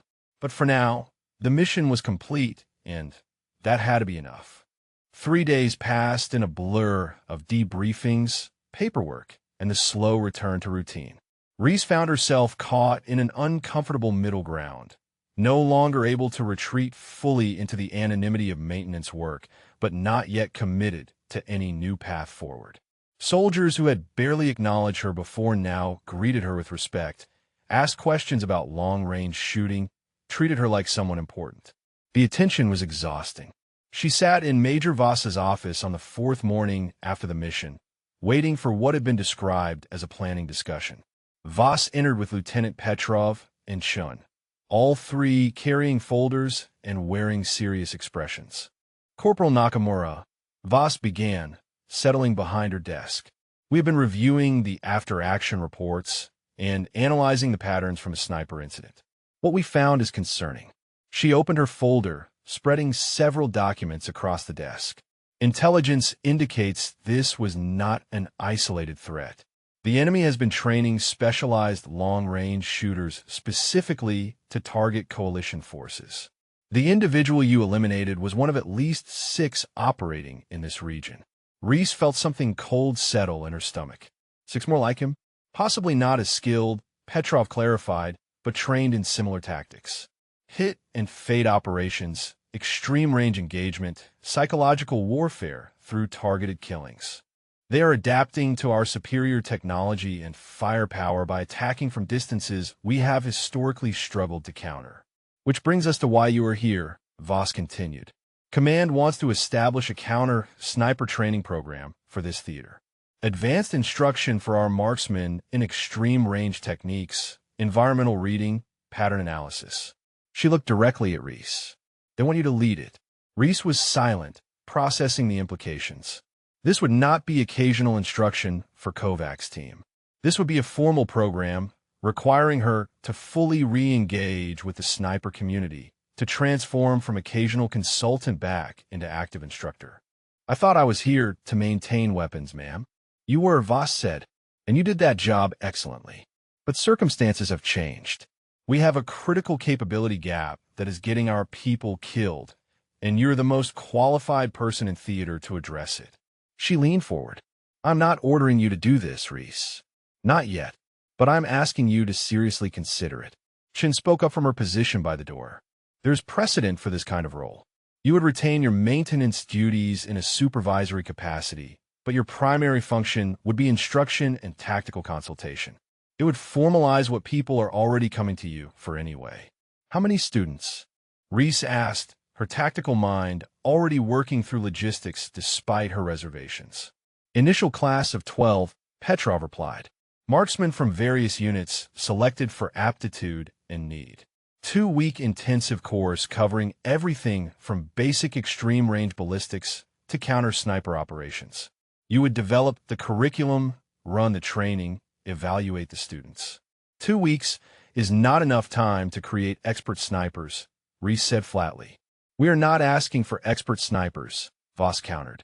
We are asking for competent practitioners who understand the principles well enough to not get themselves or others killed, who can recognize threats you would see immediately, who can make the shots that matter when someone like you is not available. Reese stood, moving to the window that overlooked the base. Soldiers moved through their daily routines below, unaware of the conversation happening above them. She thought about the 7 casualties, about the enemy sniper who had operated freely until she stopped him, about 6 more potential threats still out there. If I do this, she said without turning around, I need full authority over the training program. No interference from command about methods or curriculum. I teach what needs to be taught, not what makes people comfortable. Agreed, Voss said immediately. I need access to quality equipment. The best rifles, optics, ammunition. Students cannot learn extreme range shooting with substandard tools. Already authorized. Petrov tapped his folder. Budget approved for specialized equipment procurement. And I need Gunnery Sergeant Chun as my second. Someone who understands both the technical and tactical aspects. Someone the students will respect. Chen pushed off from the door. I am in, she said simply. Been wanting to get more involved in instruction anyway. Reese turned back to face them. One more thing. If I do this, if I commit to training these soldiers, then when the next threat emerges, when the next enemy sniper starts killing our people, I go after them. I do not sit in safety while students die, trying to apply what I taught them. I lead from the front. Voss exchanged glances with Petrov. That is not typically how instructors operate. I'm not a typical instructor, ma'am. Reese moved back to her chair, but did not sit. Either I am all in on this, accepting the responsibility of preparing people for lethal situations and being willing to face those situations myself, or I stay in maintenance and pretend I do not have skills that could save lives. I cannot do something in between. The room was quiet for a long moment. Finally, Voss nodded. Accepted. When threats emerge that require your specific skill set, you will be cleared to engage operationally while maintaining your instructor role. She stood, extending her hand. Welcome to your new assignment, Sergeant Nakamura. Reese blinked. Sergeant? Promotion came through this morning, Voss said with a slight smile. Could not have you instructing staff sergeants while holding corporal rank. Creates authority issues. As of now, you are E5 with commensurate pay and responsibilities. Reese shook her hand, feeling the weight of the commitment settling onto her shoulders. When do I start? First class begins in 1 week. That gives you time to develop your curriculum and prepare the range facilities. Petrov will handle logistic support. Chen will assist with student selection and evaluation protocols. She released Reese's hand. I know this is not what you planned when you requested transfer to maintenance, but sometimes we end up where we are needed rather than where we want to be. After the meeting, Reese walked back to the armory with Chun. The familiar space looked different now. No longer a refuge, but a staging area for a larger mission. Her private locker would become an equipment room. Her workbench would be used to teach weapons systems. The quiet hours alone with rifles would be replaced by classes full of eager students looking to her for knowledge that could keep them alive. Having second thoughts already? Chun asked, reading her expression. Always, Reese admitted, but second thoughts do not change reality. 7 soldiers died because we were not prepared for an enemy operating at that level. If I can prevent that from happening again by sharing what I know, then I have to try. Chun nodded approvingly. That is the right answer. Now, let us figure out how to compress years of specialized training into 2 weeks without killing anyone in the process. They spent the rest of the day outlining curriculum structure, mathematics of extreme-range ballistics, environmental reading and atmospheric analysis, high construction and camouflage techniques, stalking and counter-stalking, range estimation without technology, stress shooting under realistic conditions. The list grew longer as they identified essential skills. Kovac appeared in the late afternoon, knocking before entering. Heard the news, Sergeant Nakamura. Congratulations on the promotion and the new assignment. His smile was genuine. Does this mean my team gets priority enrollment in your first class? Actually, yes, Reese said. Major Voss specifically requested your team be included. You have field experience now with enemy capabilities. That makes you valuable for training purposes. We will not let you down, Kovac promised. My guys are ready to learn, ready to do better than we did. He hesitated, then continued. I know I gave you grief before, called you just a maintenance specialist, questioned your credentials. I was an idiot. You were confident in your abilities, Reese corrected. There's nothing wrong with that. You just encountered a situation that exceeded your training. Now you get the training to handle it. Fair enough, Kovac said. He looked around the armory. This is going to be quite a transformation. From quiet workshop to elite training facility. Some things stay the same, though, Reese replied. These weapons still need maintenance, still need respect and proper care. That foundation does not change. After Kovac left, Travis arrived with dinner from the mess hall. He set containers on the now cluttered workbench. Figured you would forget to eat. Again, Reese smiled despite her exhaustion. You know me too well, Travis. He sat on his stool, watching her make notes on a training schedule. So, Sergeant Nakamura, Sounds weird saying that. You ready for this? Teaching a bunch of marksmen who probably think they already know everything? Ready is a relative term, Reese said. But I am committed. That will have to be enough. She set down her pen. You know what the hardest part is going to be? What? Teaching them that shooting at extreme range is not about the rifle or the scope or the perfect conditions. It is about accepting that you're making a life or death decision based on mathematics and probability. That you are ending someone's existence because calculations suggest it is necessary. She met Travis's eyes. How do you teach someone to carry that weight? Maybe you start by showing them it is possible to carry it and still be human, Travis suggested. You did not become a monster because you are good at this. You became someone who struggles with it, who questions it, who carries the weight. Maybe that is the most important lesson. Reese considered this, turning the idea over in her mind. Maybe you are right, Travis. Maybe the first thing I teach them is not how to shoot, but how to live with being a shooter. The evening settled over the base, stars emerging in the darkening sky. Reese continued working on her training program, building a curriculum that would transform capable marksmen into soldiers who could operate at the edge of possibility. 7 casualties had forced her out of retirement, but perhaps 12 new students could prevent the next 7 deaths. It was not redemption exactly, but it was purpose, and right now, purpose was enough. The first day of training began at 0500 with 12 students standing at attention on the firing range. Reese walked along the line, evaluating each soldier with critical eyes. Kovac and 3 members of his team were present, along with marksmen from infantry and reconnaissance units. All of them had been selected for demonstrated shooting ability and tactical aptitude. All of them thought they knew what to expect from a 2-week sniper course. They were wrong. Good morning, Reese said, her voice carrying across the range. I am Sergeant Nakamura, call sign Phantom. For the next 2 weeks, I'm going to push you harder than you have ever been pushed. I'm going to teach you things that will seem impossible. And some of you will fail. She paused, letting that sink in. This is not basic marksmanship. This is not even advanced marksmanship. This is extreme range precision shooting under combat conditions, and it requires capabilities most people do not have.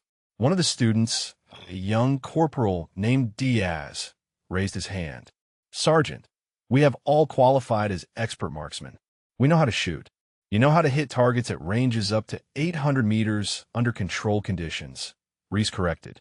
I'm going to teach you to hit moving targets at ranges exceeding 2,000 meters in wind, rain, heat shimmer, and under fire. She moved to stand directly in front of him. Do you understand the difference, Corporal? Diaz nodded, his earlier confidence visibly shaken. Yes, Sergeant. Chun stepped forward, carrying a box of equipment. Each of you will receive a ballistics calculator, rangefinder, wind meter, and training log. You will learn to use these tools until they become extensions of your own senses. But more importantly, you will learn to make accurate assessments without them, because technology fails and conditions change. The first morning was dedicated to pure mathematics. Reese stood at a whiteboard, walking them through the physics of long-range shooting. Bullet drop, wind drift, Coriolis effect, atmospheric pressure, temperature gradients. Equations filled the board as students frantically took notes. At 2,000 meters, your bullet will drop approximately 16 meters from your point of aim, Reese explained. But that is only true at sea level, at 60 degrees Fahrenheit, with no wind. Change any of those variables and your calculations change. She pointed to a complex formula. This is how you account for altitude. This is how you calculate wind value at multiple ranges. This is how you compensate for the Earth's rotation. Kovac raised his hand. Sergeant, in combat, how do you have time to do all these calculations? You do not, Reese replied. You internalize them through practice until your brain performs them automatically. You look at conditions and know instantly what adjustments are needed. That is what these 2 weeks are about. Building that intuition through repetition and understanding. The afternoon brought practical application. Students lay prone on the range, shooting at targets placed at progressively greater distances. Reese moved among them, observing their technique with clinical precision. She corrected breathing patterns, adjusted body positions, pointed out tiny errors that would compound at extreme range. Sergeant Lopez, you're tensing your shoulder before the shot. That introduces vertical dispersion. Relax. Let the rifle do the work. Specialist Parker, your trigger pull is inconsistent. I can see your whole body shift when you fire. Smooth pressure, straight back. Again. Staff Sergeant Kovac, you are anticipating recoil and flinching. Trust your position. Trust the mathematics. Take the shot. By day 3, students were hitting targets at 1,200 meters with reasonable consistency. By day 5, they were making first-round hits at 1,500. The progression was faster than traditional sniper training because Reese demanded more, expected more, and accepted nothing less than excellence. But the real test came on day 7 when she introduced stress conditions. Students who had been performing well on the static range suddenly found themselves shooting under time pressure after physical exertion, with instructors creating distractions and simulated combat conditions. 2 students failed the day 7 evaluation, unable to maintain accuracy under pressure. Reese met with them privately, explaining that extreme range shooting under combat conditions required not just skill, but mental resilience they had not yet developed. She offered them the option to repeat the course in the future, but for now, they were returned to their units. The remaining 10 students pushed harder, driven by the knowledge that this training was not theoretical. The enemy sniper Reese had eliminated was proof that these skills had immediate life or death applications. On day 9, Chun led a field exercise focused on high construction and camouflage. Students were given 4 hours to establish concealed positions in the rocky terrain surrounding the base. Then Reese hunted them. She found 8 of the 10 within 2 hours, identifying flaws in their camouflage or mistakes in position selection. Kovac and Diaz were the only 2 she did not locate, both having chosen positions that showed genuine understanding of concealment principles. Good work, she told them when they revealed their positions. You thought about sightlines and natural cover. You avoided the obvious locations. That is the difference between surviving and becoming a casualty. Day 10 focused on moving targets and quick engagement scenarios. Students had to identify, range, calculate, and engage targets that appeared for only seconds before disappearing. The difficulty was extreme, the failure rate high. But those who succeeded showed they were beginning to internalize the lessons, to think and react with the speed necessary for real operations. Diaz approached Reese during a break. Sergeant, can I ask you something personal? Depends on the question. Corporal, the enemy sniper you eliminated. When you took that shot, were you afraid? Reese considered the question carefully. Fear is not the right word. Aware, perhaps. Conscious of the stakes, of the possibility of failure. But fear implies doubt, and doubt causes hesitation. By the time my finger was on the trigger, I had done the mathematics, read the conditions, accepted the shot. What came after that was execution, not emotion. Diaz nodded slowly. I think that is what I'm struggling with. The emotional part. Knowing that if I do this for real, if I make these shots in combat, I am taking someone's life. Reese met his eyes directly. That struggle is not a weakness, Corporal. It is evidence that you are human. The day you stop feeling it is the day you should stop shooting. She paused. What I can teach you is technique, mathematics, tactics. What you have to teach yourself is how to live with the consequences of success. By day 12, the students were operating as a cohesive unit. They spotted for each other, calculated solutions collaboratively, covered each other's weaknesses. Kovac had emerged as an unofficial leader among them, his earlier arrogance replaced by genuine humility and desire to learn. The final examination was comprehensive. Each student had to make 3 shots at ranges exceeding 1,800 meters under varying conditions. Then they had to locate and identify a simulated enemy position that Reese and Chun had prepared. Finally, they had to plan and brief a counter-sniper operation based on a realistic scenario. 9 of the 10 students passed. 1 failed the briefing portion, showing good shooting skills but inadequate tactical planning ability. Reese recommended him for additional instruction but could not certify him for independent operations. On the final day, the 9 graduates stood at attention as Major Voss presented them with certificates and new qualifications for their service records. Reese stood to the side, watching with mixed emotions. These soldiers were better prepared now, more capable of handling extreme-range threats. But they were also going to be sent into situations where that training would be tested with live ammunition and real consequences. Voss called her forward. "Sergeant Nakamura, these soldiers represent the first class of what will become an ongoing program. Their success or failure in the field will validate or disprove your methods. But regardless of what comes next, you have given them capabilities they did not have 2 weeks ago. The command extends its gratitude." Reese saluted. "Thank you, ma'am. But the real test is not here on the range. It is out there when they face an enemy as skilled and determined as the one we encountered. That is when we will know if this training was sufficient." After the ceremony, Kovac approached her one final time. "Sergeant, I just wanted to say thank you. Not just for the training, but for showing me what real expertise looks like. I thought I was good, and maybe I was. But you show me what great looks like. That is a gift. Use it wisely, Staff Sergeant," Reese replied. "Remember that every shot you take in combat is a choice, not just about tactics, but about who you are. Make choices you can live with."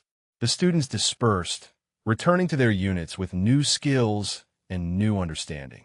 Chen joined Reese as she began cleaning up the training area. "Well, that was interesting. Think they are ready?" "Ready is relative," Reese said. "They are better than they were. Whether that is good enough depends on what they face." She looked out across the range, seeing in her mind not targets, but enemies, not training scenarios, but real combat situations these soldiers would encounter. "We did what we could in the time we had. Now we hope it was enough. Command already wants to schedule the next class," Chen mentioned. "Word has spread about the program. Other units are requesting similar training." Reese nodded slowly, accepting the reality of her new role. "Then we schedule the next class. We keep training, keep preparing, keep trying to reduce the body count." She turned away from the range. "It is not the quiet life I planned, Gunny, but maybe it is the useful life I needed." They walked back toward the base together, the setting sun painting long shadows across the desert. Behind them, the range stood empty, but it will be filled again soon with new students, new challenges, new opportunities to pass on knowledge that could save lives. Reese had found her purpose, not in the peaceful work of maintenance, not in the solitary hunt as a sniper, but in the difficult middle ground of preparing others to face the darkness she understood so well. It was not what she had wanted, but it was what she had become.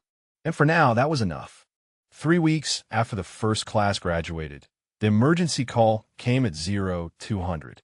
Reese was pulled from sleep by her radio crackling with urgent traffic. Multiple casualties reported from forward observation post Delta 7. Enemy sniper active. Estimated range beyond 3,000 meters. Immediate counter-sniper response required. She was dressed and moving within 2 minutes, her mind already shifting into operational mode. The operations center was chaos when she arrived, personnel coordinating medical evacuation and defensive responses. Major Voss stood at the tactical display, her expression grim. 3 dead, 2 wounded, Voss reported as Reese approached. Same pattern as before. Extreme range precision shots targeting exposed personnel. Intelligence believes this is one of the other trained snipers we discussed. She looked at Reese. "I am activating your operational authority. You are clear to engage." "What about my graduates?" Reese asked. "Kovac's team completed the training. They should be capable of handling this." Voss shook her head. "Staff Sergeant Kovac is currently deployed with his unit on a separate operation 200 kilometers from here. We have one of your other graduates available, Specialist Parker, but she is green. First potential combat engagement. I need experience in the field, not theory." "Where's Parker now?" Reese demanded. "Staging area, preparing to deploy to Overwatch position." "Send her with me," Reese said. "This is exactly why we train them. Real-world experience under supervision. I will take operational lead, but she needs to see how this works outside the classroom." Voss hesitated, then nodded. "Approved." But Reese You keep her alive. We did not train these soldiers just to lose them. 20 minutes later, Reese and Parker were in a vehicle heading toward the forward area. Parker was young, maybe 24, with sharp eyes and steady hands. She had finished second in the training class, showing excellent technical skills but limited field experience. Now she sat beside Reese, checking her equipment with nervous precision. "You afraid?" Reese asked directly. "Terrified," Parker admitted. "But I am ready. You trained us for this." "I trained you for the mechanics," Reese corrected. "Fear is something you manage on your own. Use it to stay sharp, but do not let it control your decisions." She checked her own rifle. "Remember what I taught you about environmental reading? Wind, temperature, pressure, humidity. Calculate at multiple ranges. Trust the mathematics." Parker recited it like a mantra. "Good. Today you put all that into practice against an enemy who is trying to kill our people. No pressure."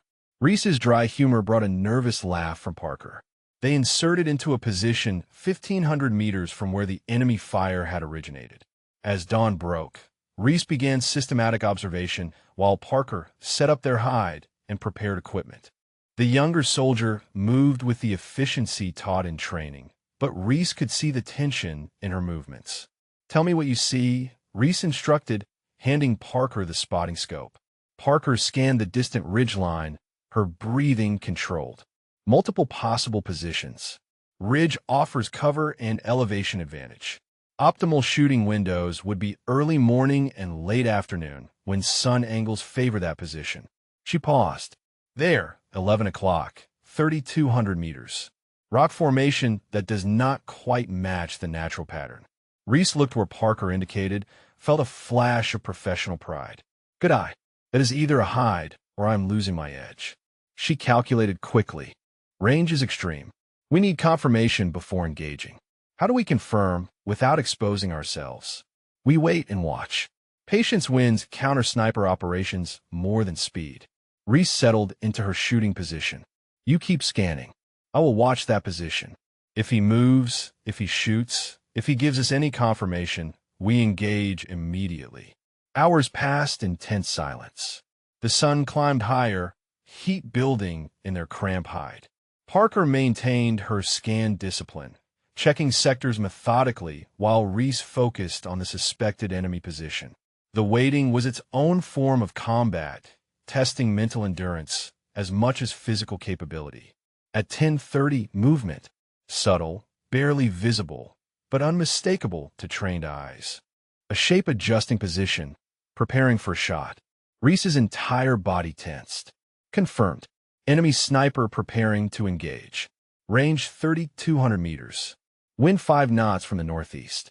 Temperature 92 degrees. Calculate.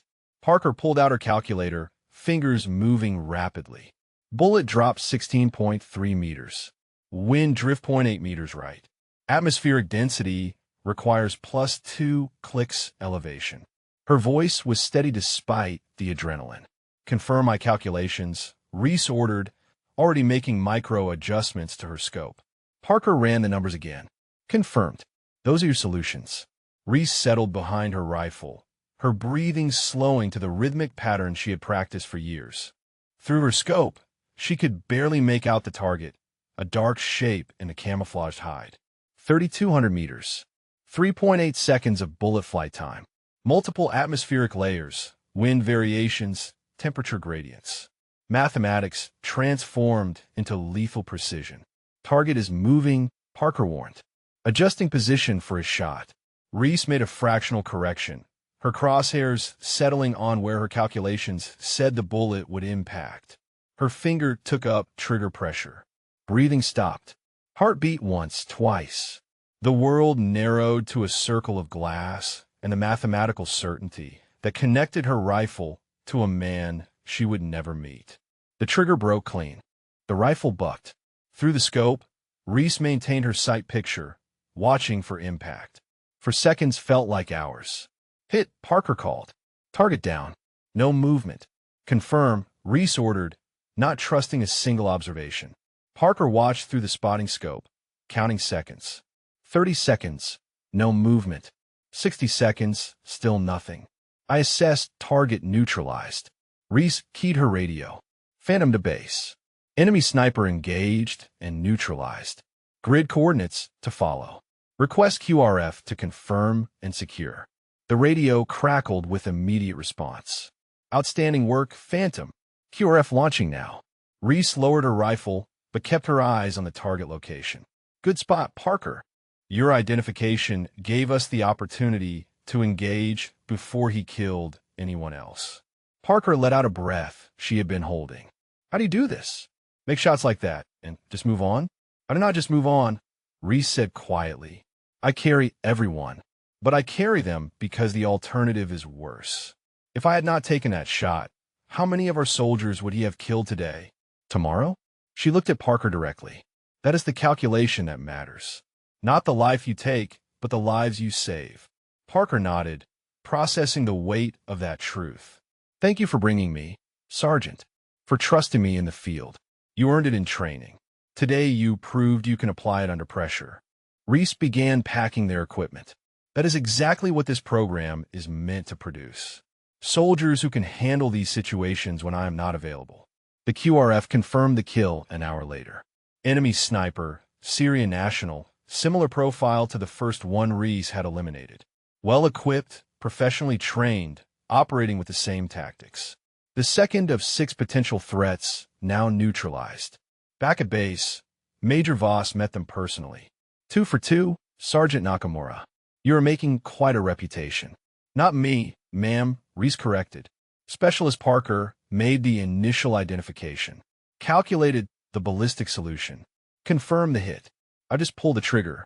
She is ready for independent operations. High praise, Voss observed, looking at Parker with new appreciation. Specialist, how do you feel about what happened today? Parker stood straighter. I feel like the training worked, ma'am. Like everything Sergeant Nakamura taught us had a purpose. And I feel ready to do it again if needed. You may get that chance sooner than you think, Voss said. Intelligence suggests enemy activity is increasing. We need more trained personnel, more counter-sniper capability across the theater. She turned to Reese. Which means we need to expand your program. More classes, more graduates, more soldiers with your skill set. Reese nodded, accepting the inevitable. I will need additional instructors. Gunnery Sergeant Chun is excellent, but we cannot scale with just 2 of us. Already approved. You can select qualified graduates from your first class to assist with instruction. Build a cadre of trainers who can spread this capability wider. Boss paused.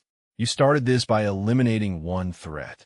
Now you're building something that could change how we operate in this entire theater. That is strategic impact, Sergeant. Later, in the armory that had become her makeshift office, Reese sat with Chun reviewing plans for the expanded program. Travis brought coffee, a routine that had become comfortable over the months. You know what is weird? Travis said, 6 months ago, you were just the quiet maintenance person nobody paid attention to. Now you're probably the most important person on this base. I'm not important, Reese objected. I'm just doing what needs to be done. Which is exactly what makes you important, Chin countered. You did not seek this role. You did not want recognition. You just saw a problem and had the capability to address it. That is leadership, whether you call it that or not. Reese sipped her coffee, thinking about the path that had led her here. From elite sniper to maintenance specialist to instructor to operational asset. Each transition forced by circumstances, each step taking her further from the peace she had sought. But maybe peace was not the goal anymore. Maybe purpose was enough. Schedule the next class, she told Chen. Reach out to my top graduates about instructor positions. And start coordinating with other bases about training requests. She looked at the tactical maps spread across her desk. We have 4 more enemy snipers out there somewhere. I want to make sure we have people ready when they show themselves. We will be ready, Chen promised. You have built something good here, Reese. Something that will outlast any individual threat. Reese nodded, hoping that was true. 7 soldiers had died before she stopped the first enemy sniper. 3 more had died before today's engagement. 10 casualties that weighed on her conscience. 10 families destroyed by violence. But how many lives would be saved by the soldiers she trained? How many future casualties prevented by the capabilities she was spreading? The mathematics of death and survival were never simple, never clean. But they were the calculations she had learned to live with, the burden she had chosen to carry. Not because she wanted to, but because she could. And sometimes capability created its own obligation. 6 months after her first class graduated, Reese stood on the firing range watching her fourth group of students work through advanced exercises. The program had grown beyond anything she had initially imagined. 43 soldiers trained and certified. 3 additional enemy snipers neutralized. 2 by her graduates operating independently. The success rate spoke for itself. Kovac approached from the operations center, now wearing the chevrons of a staff sergeant instructor. He had completed advanced training with Reese and returned as her primary assistant instructor. The transformation from arrogant marksman to humble teacher had been complete. Sergeant Nakamura, command wants to see you in the operations center. Something about a commendation ceremony. Reese sighed. Another ceremony. They keep trying to give me awards for doing my job. Maybe accept that you have done something worth recognizing, Kovac suggested. You have probably saved 100 lives through this program. That matters. She followed him to the operations center, where Major Voss waited with Lieutenant Petrov and several other senior officers. A formal ceremony was set up, chairs arranged, a small crowd of personnel gathered. Chun stood off to the side, wearing a knowing smile. Sergeant Reese Nakamura. Voss began formally as Reese came to attention. Over the past 6 months, you have established and led a counter-sniper training program that has fundamentally changed our operational capabilities in this theater. You have personally eliminated 2 enemy snipers who had killed a combined total of 10 coalition soldiers. Your graduates have eliminated 3 additional threats, preventing countless additional casualties. Your program has been adopted as a model for implementation across multiple theaters of operation. Voss stepped forward holding a display case. By order of the theater commander, you are hereby awarded the Bronze Star Medal with Valor Device for exceptionally meritorious service in a combat zone. Additionally, you are promoted to the rank of Staff Sergeant, effective immediately. The room erupted in applause as Voss pinned the medal and new rank insignia. Reese stood rigidly at attention, uncomfortable with the recognition, but understanding its significance. When the ceremony concluded and she was released, soldiers lined up to congratulate her, shake her hand, thank her for the training that had prepared them for the realities they faced. Travis worked his way through the crowd, grinning broadly. Staff Sergeant now. Remember when you were just the quiet corporal who cleaned rifles? I still clean rifles, Reese pointed out. Just between teaching classes and hunting enemy snipers. Fair point, Travis conceded. But you have come a long way from that first morning when Kovac gave you grief in the armory. Speaking of which, Kovac joined them, extending his hand. Congratulations, Staff Sergeant. Well deserved. He lowered his voice. I owe you an apology that is 6 months overdue. I was a complete ass to you when you first arrived. Judged you on appearance and position rather than capability. You apologized months ago, Reese reminded him. Multiple times. Yeah, but now that you are outranking me again, I figure I should apologize once more for good measure. Kovac smiled. Seriously though, working with you has made me a better soldier and a better person. Thank you for that. After the crowd dispersed, Reese found Chun in the armory, back in the space where this journey had begun. The workbench was the same, the racks of weapons unchanged, but everything else had transformed. You did good, kid, Chun said, using an affectionate term despite their similar ages. Took the hardest path possible and made it work. I'm not sure I chose the path, Reese replied. Feels more like circumstances chose it for me. Maybe, Chun allowed, but you could have refused. Could have stayed hidden in maintenance, let other people handle the hard stuff. Instead, you stepped up. She moved to the window, overlooking the range. 43 soldiers trained. 5 enemy snipers eliminated. 0 casualties among your graduates in their operational engagements. Those are not numbers that happen by accident. Reese joined her at the window, watching students on the range working through drills that she had designed. 5 casualties, she said quietly. 10 soldiers dead before I stopped the first threat. 3 more before the second. That is 13 families destroyed. 13 people who will never go home. And how many families still have their soldiers because of what you built here? Chun countered. How many casualties prevented because your graduates were in position when threats emerged? You cannot only count the losses, Reese. You have to count the saves too. The mathematics of it still trouble me, Reese admitted. The calculus of death versus survival, of lives taken to preserve other lives. I understand the necessity. I accept the responsibility. But it never becomes easy. Good, Chin said firmly. The day becomes easy is the day you should stop. She turned to face Reese directly. But you should also accept that you have made a real difference. Not just as a shooter, but as a teacher. You are multiplying your capability through every soldier you train. That is impact that will last long after you leave this base. A knock on the door interrupted them. Major Voss entered, carrying a folder. Staff Sergeant Nakamura, a moment of your time? They moved to Reese's small office, essentially a corner of the armory sectioned off with temporary walls. Voss sat across from her, the folder unopened on the desk between them. I want to discuss your future, Voss began. This program you have built is being expanded theater-wide. Command wants to establish a formal school, not just temporary courses at individual bases. They want you to run it. Reese felt something tighten in her chest. That would mean leaving here.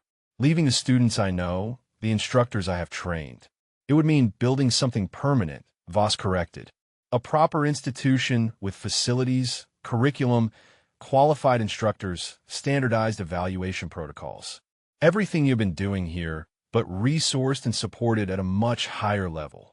She opened the folder, revealing organizational charts and facility plans. You would have full authority over training standards and instructor selection, budget for equipment and ammunition, the ability to shape how coalition forces approach extreme-range precision shooting for years to come. Reese studied the documents, seeing the scope and ambition of what was being proposed. An operational authority? If threats emerge that require my direct engagement? Maintained, Voss confirmed. You would have priority deployment authority for counter-sniper operations. The school would be your primary responsibility, but you would never be kept from the field when your skills were needed. If this story moved you, drop a comment about your favorite moment or what resonated most with you. Have you ever witnessed someone reveal unexpected expertise? Or do you know veterans who quietly carry remarkable skills? Reese was quiet for a long moment, thinking about the path that had brought her here. 6 months ago, she had been content in obscurity, hiding from a past she did not know how to reconcile.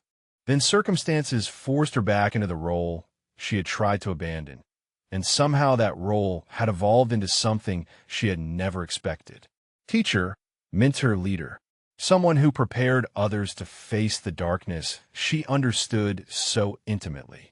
I accept, she said finally, on the condition that Gunnery Sergeant Chun comes with me as deputy director, and that I can bring my top graduates as instructors.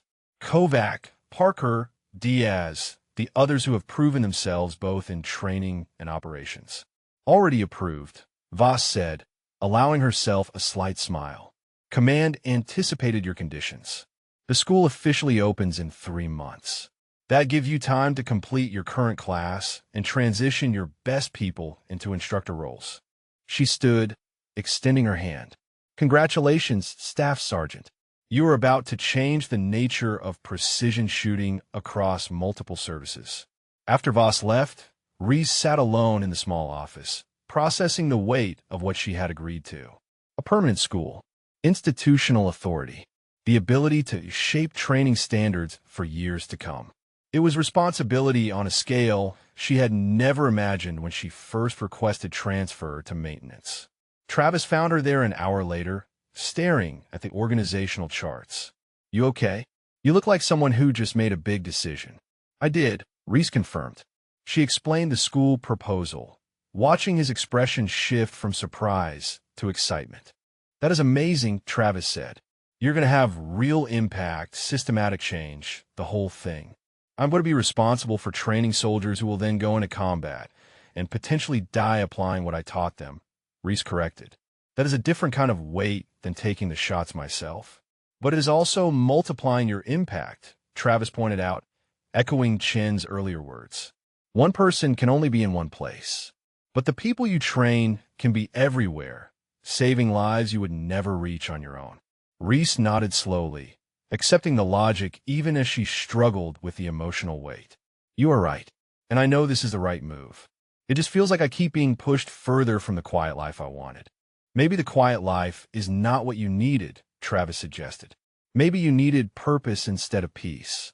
Maybe you needed to know that your skills, all that training and experience and capability, was being used to protect people. This school does that on a scale that maintenance work never could. The sun was setting over the desert, painting the sky in brilliant oranges and reds. Reese stood on the range one last time before returning to her office, looking out across the terrain where she had taught so many students the deadly mathematics of extreme range precision. In 3 months, she would leave this base for a larger facility, a more permanent mission. But the foundation had been laid here, in an armory where a quiet maintenance specialist had been forced to confront the skills she had tried to bury. Chen joined her on the range, standing in comfortable silence as darkness fell. You ready for this? For everything that comes next? No, Reese admitted, but I do not think you are ever really ready for the big decisions. You just make them and figure out how to live with the consequences. That is wisdom, Chen observed. You have come a long way from the corporal who just wanted to work with rifles she did not have to fire. I still prefer working with rifles I do not have to fire, Reese said. But I have accepted that sometimes my preferences matter less than my capabilities. Sometimes what you can do creates its own obligation. They walked back toward the base together, the range empty behind them but never really silent. In her mind, Reese could still hear the reports of rifles, the voices of students, the calculations that connected metal and mathematics to life and death. She carried the weight of 13 casualties, the satisfaction of 5 threats eliminated, the hope of 43 soldiers better prepared for the violence they would face. The arithmetic was complex and the moral calculus never clean, but it was honest work in service of others. And maybe, just maybe, that was enough. The quiet corporal who maintained weapons had become Staff Sergeant Nakamura, instructor, operator, and architect of a program that would save lives for years to come. The transformation had been painful, reluctant, forced by circumstances rather than chosen freely. But sometimes the hardest paths led to the most meaningful destinations. Sometimes the skills you tried to hide became the gifts you were meant to share. And sometimes, accepting who you truly were meant letting go of who you had wanted to be. Reese Nakamura, call sign Phantom, had finally found her place. Not in the peace of obscurity, but in the purpose of preparing others to face the darkness. It was not the ending she had planned, but it was the ending that mattered. And in a world where mathematics determined who lived and who died, that was a calculation she could finally accept.